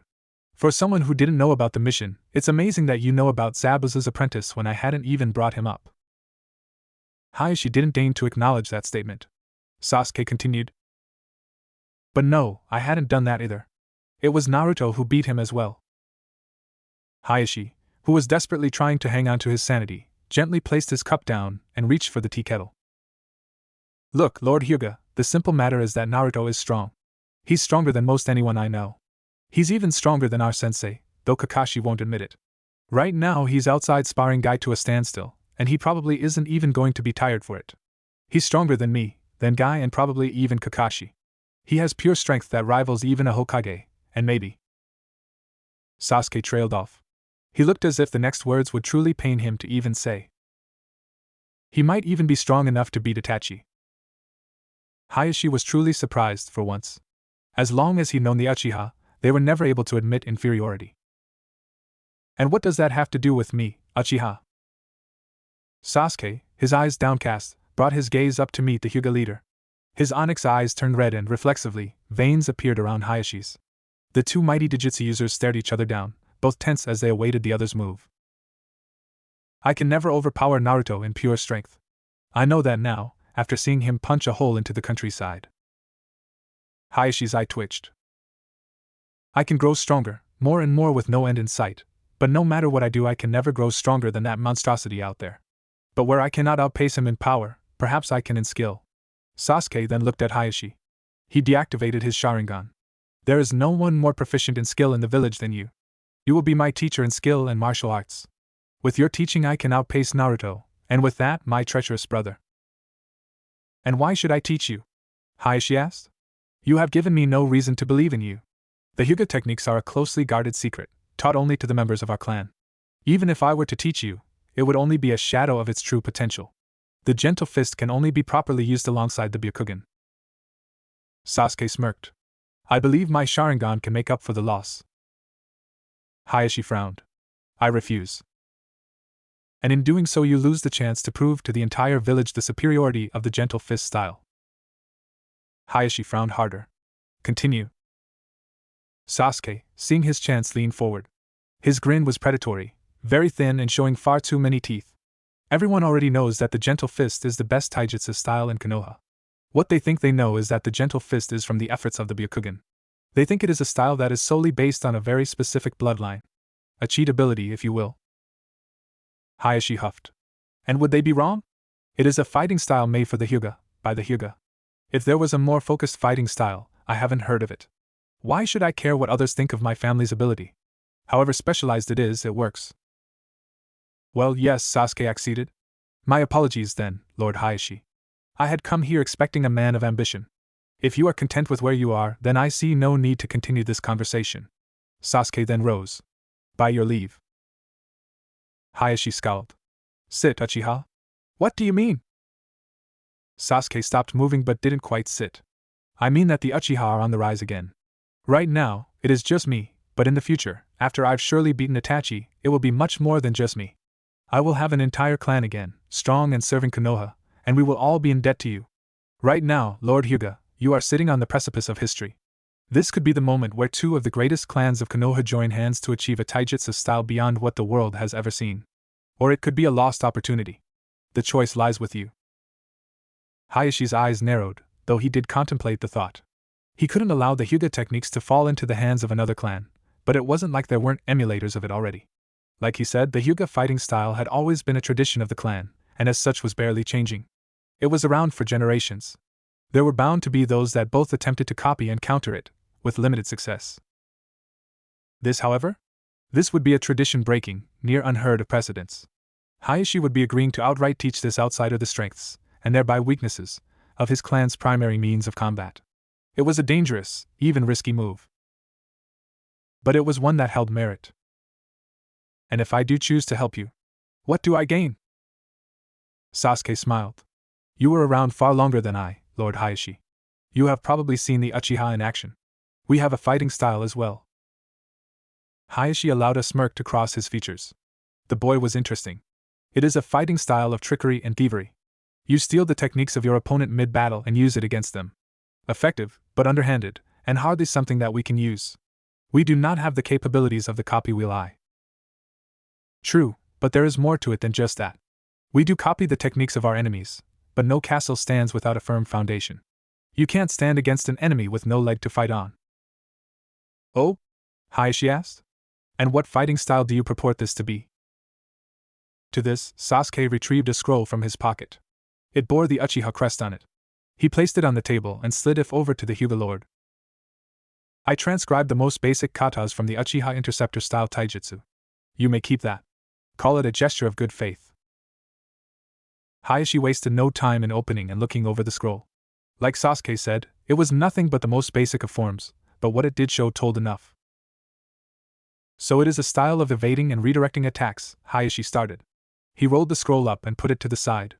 I'm assuming so that you can survive long enough pick apart the enemy's fighting style. Yes, Sasuke confirmed. But it is also so I can pick apart the enemy. It is a strong, mostly defensive style that allows an Uchiha to make use of our genjutsu and ninjutsu more effectively. Admittedly, we Uchiha are comparatively weak in taijutsu, however small that comparison is. If I want to overcome Naruto, however. An explosion ripped through the skies of the Hidden Leaf Village. Wind chimes located just outside the window of Hayashi's study rattled violently. Hayashi steadfastly ignored it. Sasuke did not. I can't be weak in any way. Hayashi hummed. He sipped from his tea. I see, but that all fails to mention how this style would help me. The Hyuga do well enough dodging and punishing attacks. I might even say better. How does your style benefit my own? In the simpler aspects, Lord Hyuga. Oh? Imagine this, Sasuke started. You are fighting multiple opponents, some are armed and some are attacking in the back with ninjutsu and weapons. This is a difficult situation for you, is it not? Hayashi nodded, deciding not to bring up the heavenly rotation. Imagine if you had the interceptor style. You could use the Hyuga's smooth and fluid movements with the Uchiha's direct and disarming specifics to not only dodge the attacks, but turn their own against them. You combine the fluidity of one style with the precise, striking deadliness of the other. Not bad, no? Hayashi nodded. Your words have merit, young man. Sasuke felt his hopes rise. But you haven't sold me. Sasuke frowned. He opened his mouth, ready to argue more, when Hayashi held up a hand. But you have intrigued me.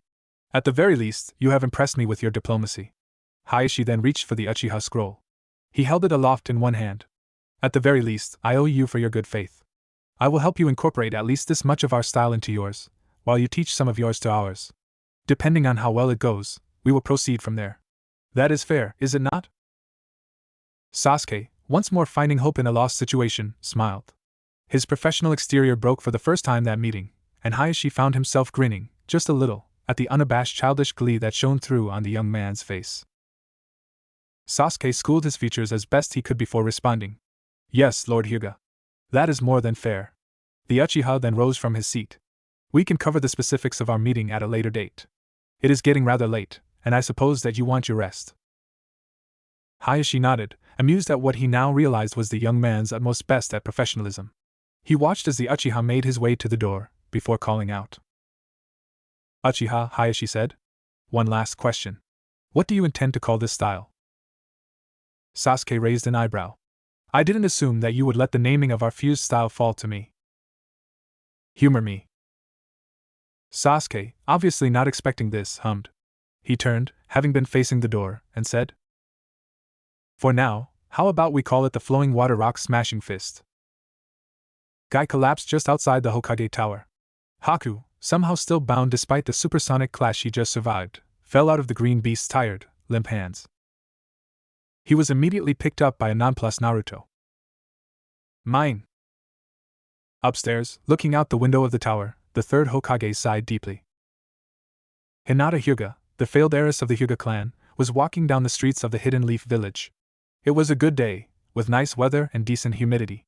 Despite being called the Land of Fire, it was actually a pretty rainy area, with decent periods of constant rain that fed the abundant forests surrounding the village. Luckily, it wasn't one of those rainy periods, and the sun was shining brightly directly overhead, and there was nary a cloud in sight. With a smile on her face, Hinata Hyuga roamed down the street, her feet on the ground but her head somewhere else. Not for the first time was she thinking about her favorite person. Not for the first time was she wondering how Naruto Uzumaki was doing. I hope he's been eating, Hinata pondered. Reflexively, she clenched her hand, reminiscent of the way she used to do when she made cinnamon buns back in the academy. I'm not around to feed him anymore. He might forget. True enough, back in the academy, Hinata had befriended the blonde enigma. Back then she was so shy, and couldn't bring herself to talk to anyone. Then Naruto walked in, and suddenly Hinata felt invigorated. It was like he was a sun, projecting light and energy and all the nutrients Hinata needed to grow.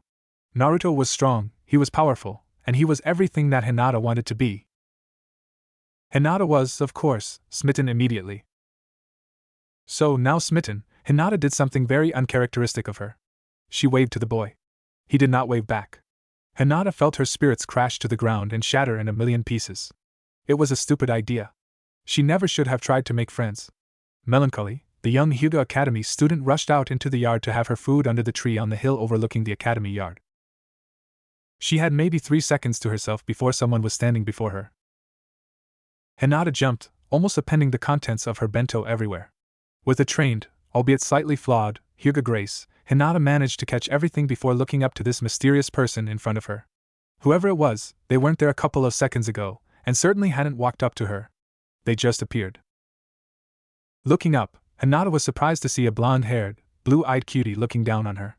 His eyes, they were emotionless, but not cold. Instead they seemed confused, as if they weren't quite sure what they were looking at. Naruto Uzumaki, the boy who rebuffed her advances, tilted his head.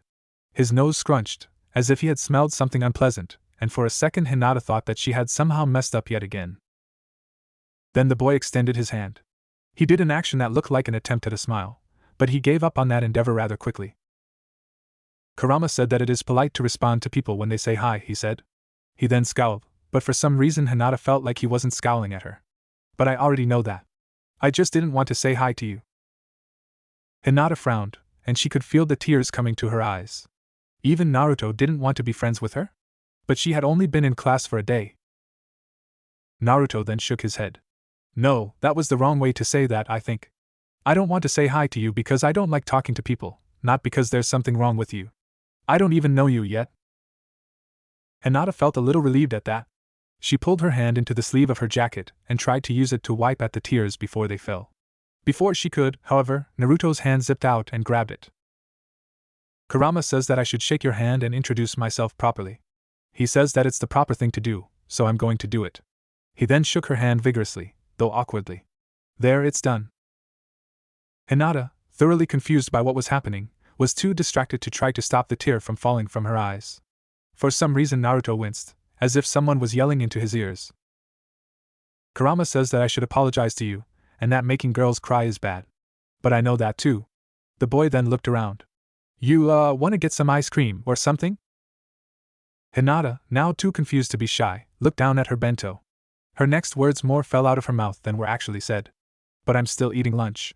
You're not supposed to eat dessert before you finish your meal.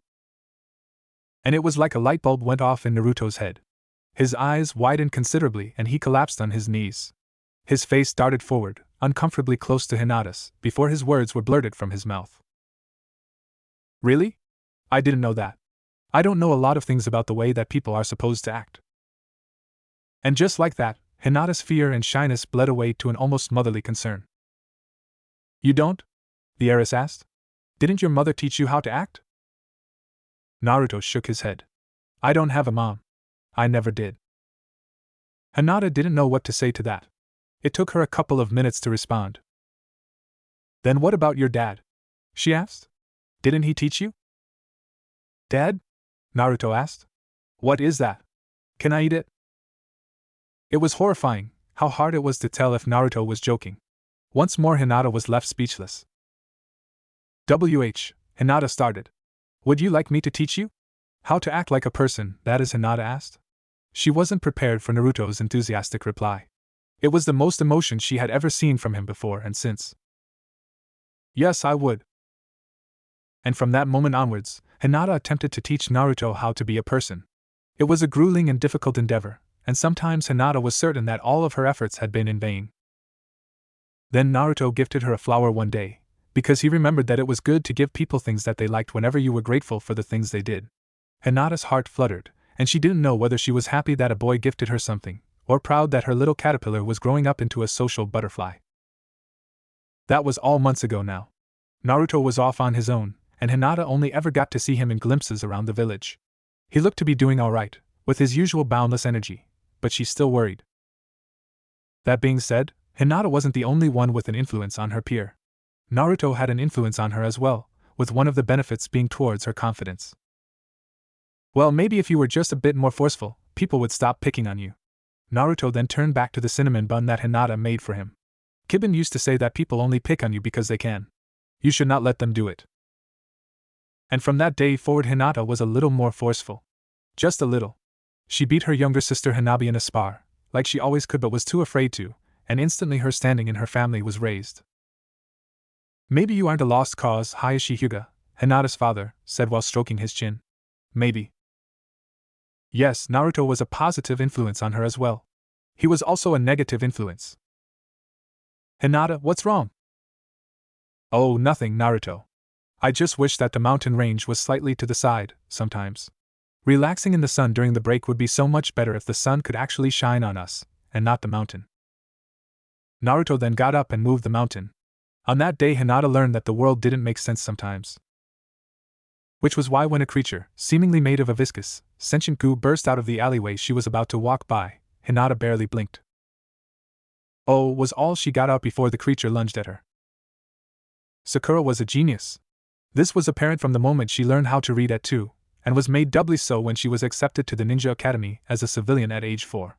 While not practically gifted, Sakura grasped theoretical and academic concepts rather quickly, and could figure out conjecture with just a couple hours of exposure. Sakura was a genius. So when she was presented with a gift that, as far as she knew, no one else had, she started to dissect it with almost no hesitation. I wonder what the limit is, Sakura pondered.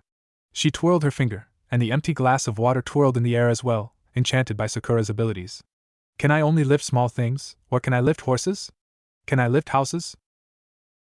Sakura's mind drifted, and with it, her concentration on the glass. The cup wobbled in the air for a bit, before dropping suddenly. Before it hit the ground, however, Sakura's ninja instincts kicked in. Her hand zipped out and grabbed at the cup, rescuing it from a shattering fate. It requires more concentration than I thought, Sakura pondered. But I suppose that's a fair trade-off for such a low chakra consumption rate. The pinkette then placed a finger on her chin. I wonder if this is a dormant bloodline limit within my family, or is this something that has awakened within me? Whatever the reason, Sakura's thoughts were plagued by yet more thoughts, none of which were her own. Is that Sakura started? She leaned closer to the window, but she wasn't listening with her ears. She was listening to the thoughts that were screaming to her from elsewhere. Is someone being kidnapped? After listening very hard, something that was nigh impossible considering the jumbling thoughts that were floating through the air from the many villagers, Sakura could confirm that, yes, someone was being abducted. Naturally, Sakura's first instinct was to sit back down. She lived in a ninja village. It wasn't too odd for one of the roaming ninja to be assigned with a less than savory retrieval quest. After listening for just a little bit more, however, Sakura could tell something was odd. Is the person being apathetic? Now, this revelation was especially astonishing to Sakura for one very important reason. The pure apathy she was sensing was borderline ridiculous, especially considering the fact that they were in a hostage situation. True enough, the other person involved in the kidnapping, the kidnapper, was incredibly confused as to what was going on. There were only 3 people in the village who could possibly be so apathetic to a hostile situation. Sakura immediately crossed Naruto off the list, however. There was no way in hell anything was successfully kidnapping the boy who could single-handedly change the geography. If he was being kidnapped, then it was because he was letting it happen, and as such was no cause for concern. Ironically, it was for the same reason that Sakura crossed Kakashi off the list. The man would be more bemused than anything that someone was attempting to kidnap him. And even if he was being successfully kidnapped, Sakura felt no pressing need to go save him. The man, skilled as he was a raging pervert and a huge. He could sort himself out of whatever mess he was in. So that only left one option. Ugh, Hinata. How do you keep finding yourself in these situations? Sakura asked while trying to staunch the coming headache. Of course it was Hinata who was in trouble. Ever since she had gotten involved with who Sakura was coming to acknowledge as the most insane person she would ever meet, Hinata had started to become desensitized to the supernatural things that happened around her. Of course she would react to being kidnapped with boredom. She had seen a boy move a mountain for her, and not in the romantic sense. With a sigh, Sakura rose from her seat and got herself dressed. If she didn't intervene, then the poor girl would probably be halfway to the Cloud Village before she realized that she was in danger. Right before she left, however, Sakura had a thought. Turning away from her door and towards her bedroom window, Sakura let a grim smile crawl onto her face. Well, there's no real harm in trying, is there? And like that, the girl made her way over to the window and pried it open. Cool air rushed into her stuffy room, buffeting her face and rustling her long pink hair. With the thought to cut it when she got home, Sakura flung herself out of the window. A sense of euphoria overcame her as she fell from the second story of her house. Sakura splayed her limbs outwards as she fell, reveling in the freedom of the weightless experience. The ground approached her quickly, but Sakura never once feared for her safety. Sure enough, a light blue film of energy engulfed her before she hit the ground. Now suspended in place by her own telekinetic powers, Sakura let out an initially unsteady laugh. She soon broke down into hysterics, however, marveling at the usage of her powers. I have so much to go over, she pondered, and almost let her mind roam. But first, I need to save Hinata. And with that thought in mind, Sakura willed herself through the air to where she thought she sensed her friend. Sasuke slid forward, his moves more of a graceful dance than a lunge. Quickly he advanced towards the stationary form of Hayashi Hyuga. The man's face was carved from stone as he waited in one of the Hyuga's standard gentle fist forms. Though Sasuke's own stance was similar, his was more of a combination of styles, the flowing water rock-crushing fist. This is it! Sasuke grunted, his voice as much of a yell as was allowed in the Hyuga household. His arm, bent like a snake, whipped out to strike at the man. At the end of its extension, his own wrist whipped forward as well, prepared to both dodge and redirect. Hayashi's eyes, focused as they were without the Byakugan, narrowed slightly as he waited until the last possible moment. When that moment came, the two, elder and younger, slid into a precise dance. Hayashi moved with the fluidity and grace afforded to a master of the gentle fist, while Sasuke moved with a similar grace, though he often shifted into precise strikes and measured redirections. After about 2 minutes, Sasuke faltered. He overestimated how much he redirected Hayashi's blow and as such was unprepared for the man's spin. That same redirected hand moved with the man, ending in a backhand so strong that the young Uchiha ended up flying through the air. Hayashi, just barely winded, allowed the Uchiha to rise. Sasuke did so after a short moment and, instead of being upset, schooled his face and bowed. It seems that I still don't have the style down quite yet, Sasuke said. His voice was just barely above a whisper, and his eyes were trained on the floor. Hayashi allowed a small smirk to grace his lips. I wouldn't expect you to. You have just barely begun to learn the style, after just having made it. If you had already begun to master it, I would fear for the sanctity of all future kunoichi. When Sasuke looked up, confused but not offended, Hayashi continued. Most experienced female ninja prefer a strong, talented partner. A genius with a knack for creating and mastering fighting styles would be a catch. Sasuke, noticing the rare but not unwelcome joke from the older man, just smiled. Perhaps, but I have no interest in that right now. I have to become stronger. Stronger than Naruto, and then Itachi. I have to do my best in order to avenge my clan. Hayashi hummed. His eyes softened, but not in any way that was immediately obvious. That is a goal that I can get behind. As clan head, that sentiment would ring true to me if I were in your shoes. Though it may not seem it, I care for all those that call my clan their family. Sasuke scoffed. Even those in the branch family? Hayashi scowled, an action that made Sasuke stiffen all its own. Yes, Uchiha. Even the branch family. I'm not sure you know, but my brother was in the branch family, and I loved him dearly. My uncles and aunts were in the branch family, and I loved them as well. Hayashi then breathed deeply, the action calming his nerves. The wrinkles on his face smoothed out, and once more he looked like a porcelain statue. After a moment of silence, the man opened his eyes. He didn't look as fierce, just weary. One day, one of my daughters will be in the branch family. Do you think I would not love her still? Sasuke shook his head. He had hit a nerve and knew when to concede. I think you would. I apologize, Lord Hyuga, I did not mean. Hayashi waved him off before he could finish. It is of no matter. Such things are in the past. I'm sure you are as inquisitive as any as to the matters of the Hyuga clan. Sasuke nodded, but didn't respond. The room where they were training, Hayashi's personal dojo, once more fell into a silence. After a while, Sasuke couldn't hold it anymore and coughed. Yes, Uchiha? Hayashi asked. If I may I ask a question? Pertaining to what? Hayashi asked. Your clan. Hayashi raised an eyebrow, but didn't object, so Sasuke took that as his cue to continue. If you love your clan so much, then why do you continue to let half of them suffer under the effects of that seal? Sasuke asked. He had been spending a lot of time around the Hyuga while he was creating their new, combined style. It was only a given that he would see the seals marring the heads of each branch family Hyuga. And don't tell me that it's just so you can protect the Byakugan. If that were the case, then even the main family would have the marks on their head. There is something deeper there. I can feel it. Hayashi, not expecting it, allowed his other eyebrow to raise. After a while the man digested the question, and just like that the lines were crossing his face again, and the man looked every bit his age. Possibly even older. That is a question that every past Hokage has asked every clan head of the Hyuga since the inception of the village. Hayashi sighed. It is not an easy question to answer. Sasuke frowned. Not an easy question? It doesn't seem too hard. You're the clan head, aren't you? Just abolish the darn thing. It is not as simple as you think, Hayashi answered. His voice was tired, as if he had said the words and visited the subject far more times than was comfortable. There are certain regulations that must be observed and certain procedures that must be adhered to.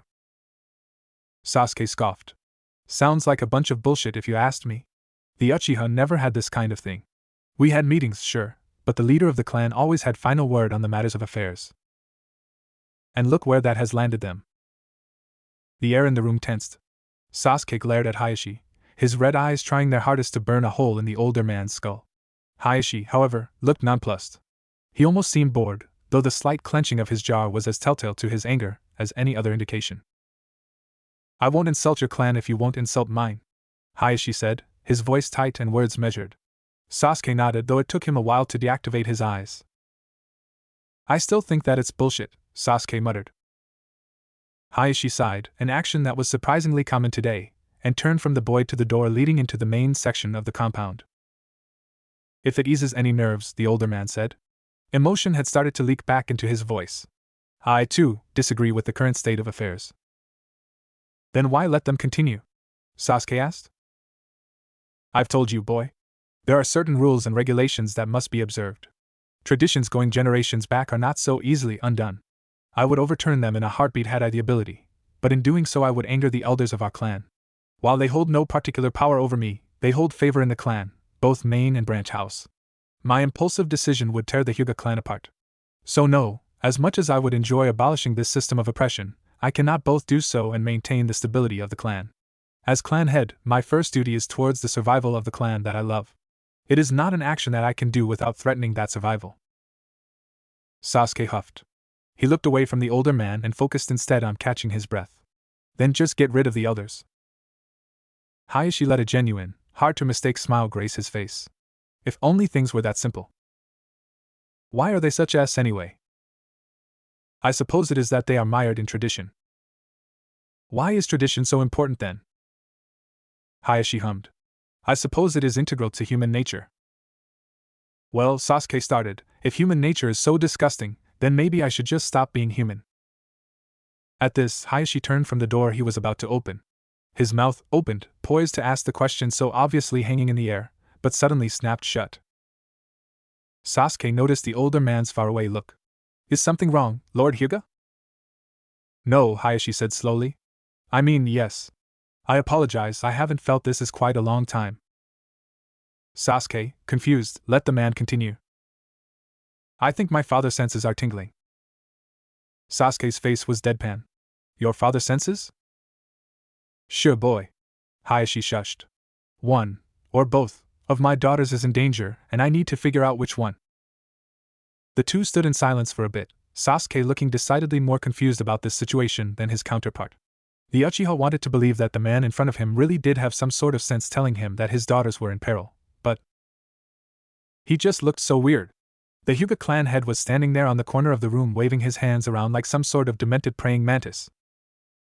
After a while more, the Hyuga snapped out of his trance. His mannerisms immediately defaulted back to his stoic nature, and the man once more turned to the door. With all the decorum afforded to him, Hayashi slid the paper door open and prepared to step into the hall. Sasuke ran towards him, his incredulity not stopping him from finding out what was going on. Well? Hayashi turned towards the boy. Which one of your daughters are in danger? Oh, Hayashi said. I am not sure. Sasuke gaped. But what about your father's senses? It is telling me that both are in some kind of danger. I know where Hanabi is supposed to be, She should be studying for the academy's entrance exams in the common room. Hinata, however. Sasuke nodded. I will go look for her. Hayashi nodded. I am grateful for it, Uchiha. I will send other branch members to scout for her as well, but as far as I know she was supposed to be around the industrial district. She walks around there when she needs to clear her head. Understood, Sasuke said. And like that the two were off, Hayashi to check on his youngest daughter and Sasuke to hunt down his eldest. Sasuke, of course, jumped to the roof of the Hyuga compound. Higher elevation should help him to look for her. He wasn't expecting to find her immediately, but it should be a good STA. Is that a large, green blob of sentient goo? Sasuke asked himself, his eyes immediately falling on the odd creature. Sasuke took a moment to assess it, then activated his Sharingan to make sure he wasn't seeing things incorrectly. Then, upon confirming that it was exactly what it seemed like, Sasuke shrugged and darted off after it. If that's not suspicious, then I don't know what is, Sasuke said aloud. Besides, it couldn't be any more weird than Hayashi's father senses, so Sasuke wasn't even afraid as he dashed over rooftops to the no doubt wicked monstrosity. Hinata blinked once, then twice, as the gelatinous goo monster slowly oozed its way through the back alleys of the Hidden Leaf village. She was entrapped, well, mostly, inside of its gooey body. Her entire head, and maybe some fingers and her hip poked out from the ooze occasionally, but overall she was pretty immobilized. Hinata yawned. Hey girl, the goo monster cried. Seeing as it was a monster, and not a human, its voice came not from a mouth, but the entire gelatinous mass. It had an odd echoing quality to it, as if a normal person was talking from underneath a pool. Can you at least pretend to be afraid? Hinata shrugged, or at least tried to. Despite the goo being liquid, it was incredibly viscous. She couldn't move much for anything while she